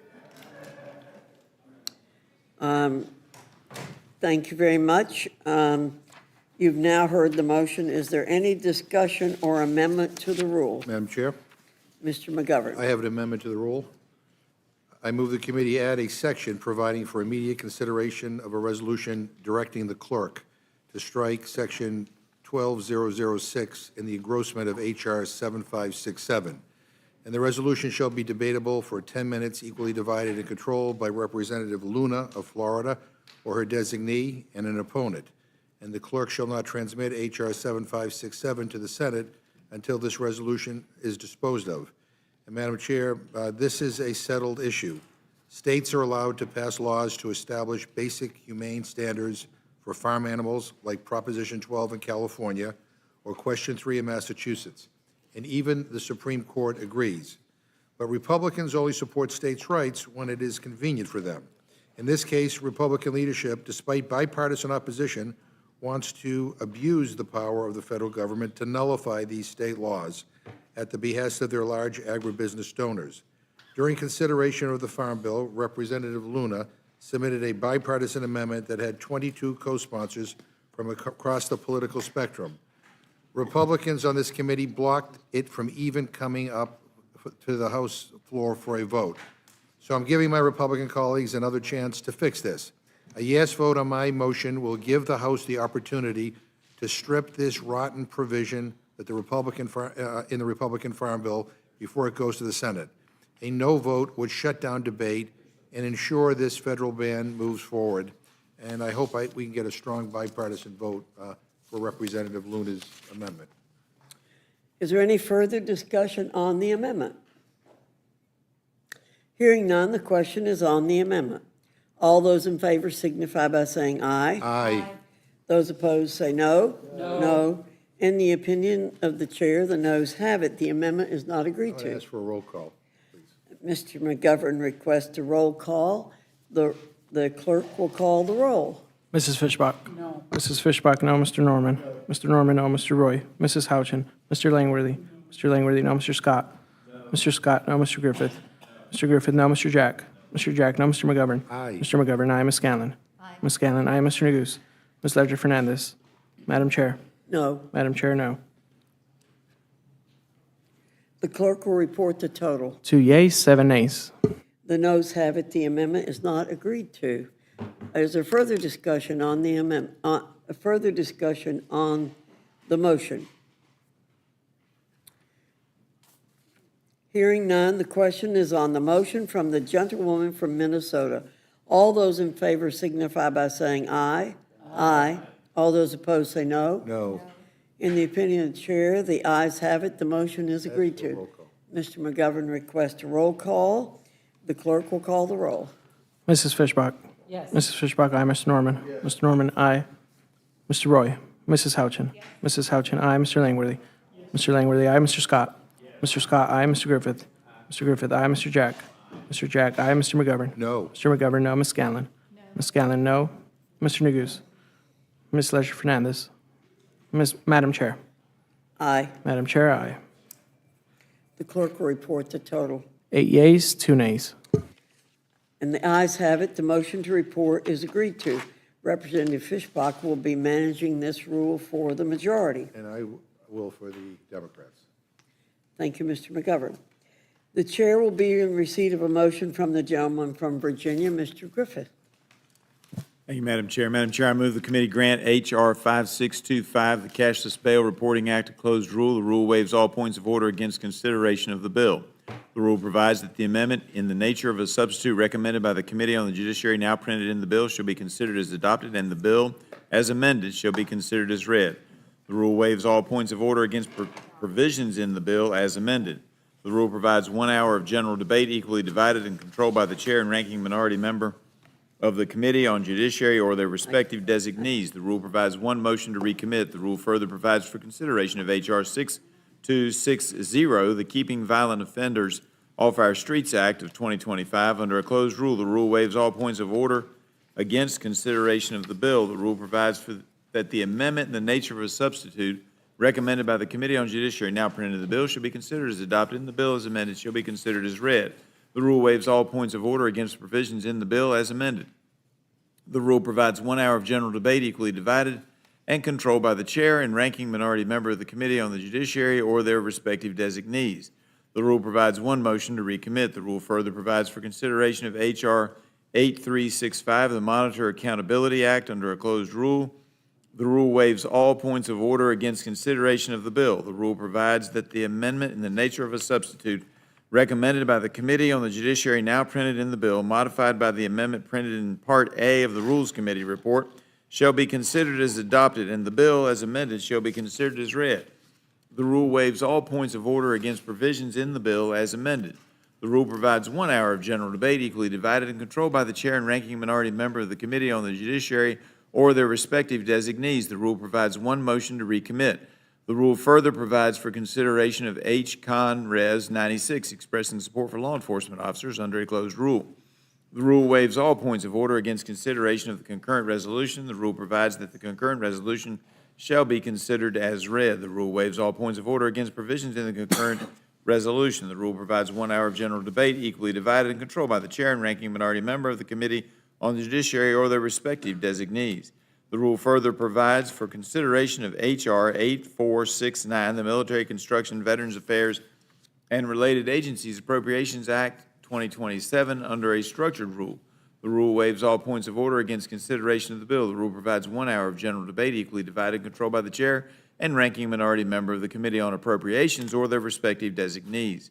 The rule provides that the bill shall be considered as read. The rule waives all points of order against provisions in the bill for failure to comply with Clause 2 of Rule 21. The rule makes in order only those amendments printed in Part B of the Rules Committee amendments in block described in Section 7 and pro forma amendments described in Section 8. Each amendment shall be considered only in the order printed in the report, may be offered only by a member designated in the report, shall be considered as read, shall be debatable for the time specified in the report, equally divided and controlled by the proponent and opponent, shall not be subject to amendment except as provided by Section 8 of the rule, and shall not be subject to demand for division of the question.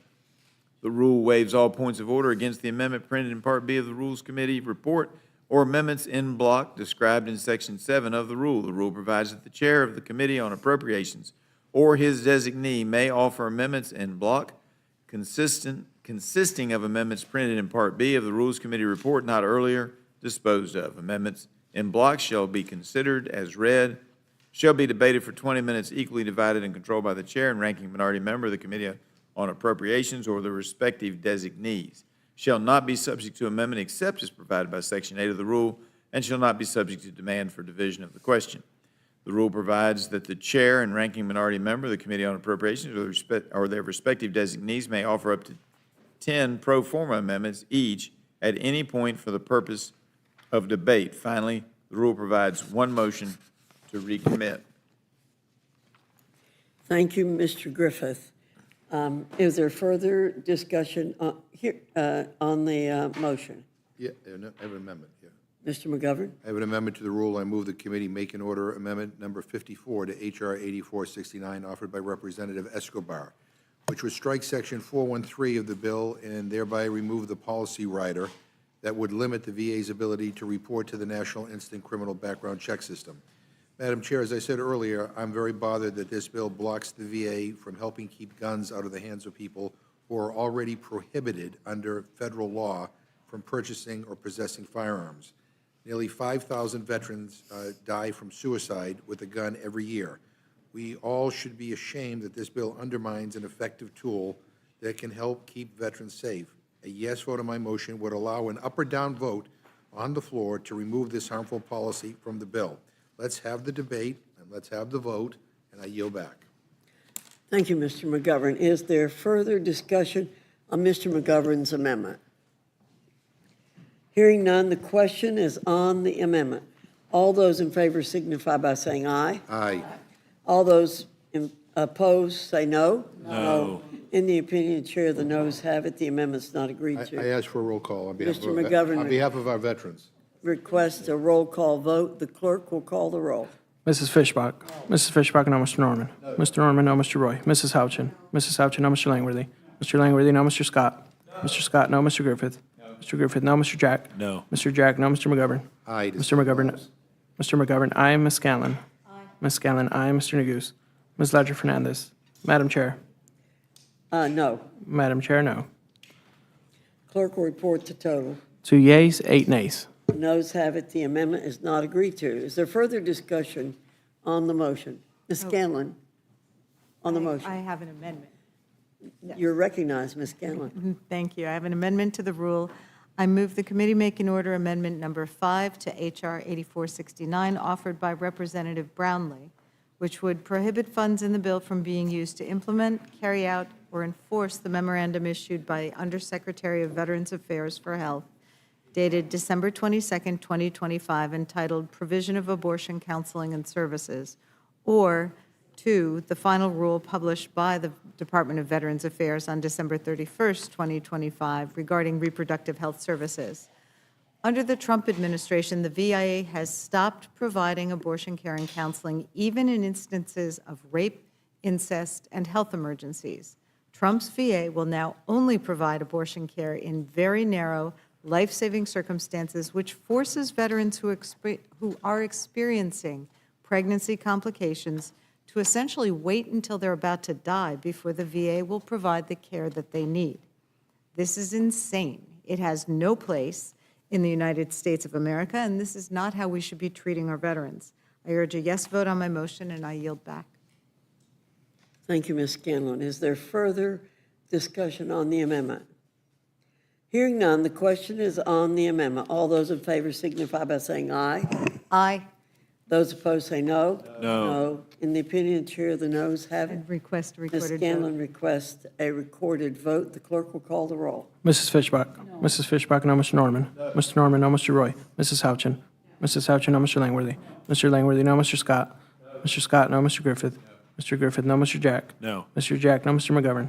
Mr. McGovern, aye. Ms. Scanlon? Aye. Ms. Scanlon, aye. Mr. Neguse? Ms. Ledger Fernandez? Madam Chair? No. Madam Chair, no. The clerk will report the total. 2 yeas, 8 nays. The noes have it. The amendment is not agreed to. Further discussion on the motion from the gentleman from Virginia, Mr. McGovern. Yeah, I want to request unanimous consent to insert into the record written testimony from Representative Walkinshaw in support of amendments number 6, 8, 29, 33, 39, 41, and 46 to H.R. 8469. Without objection, so ordered. And we have no further amendments. Thank you, Mr. McGovern. So, hearing no further discussion, the question's on the motion from the gentleman from Virginia. All those in favor signify by saying aye. Aye. Those opposed say no. No. In the opinion of the chair, the ayes have it. The motion's agreed to. As for roll call. Mr. McGovern requests a roll call vote. The clerk will call the roll. Mrs. Fishbach? Yes. Mrs. Fishbach, aye. Mr. Norman? Mr. Norman, aye. Mr. Roy? Mrs. Houchin? Mrs. Houchin, aye. Mr. Langworthy? Mr. Langworthy, aye. Mr. Scott?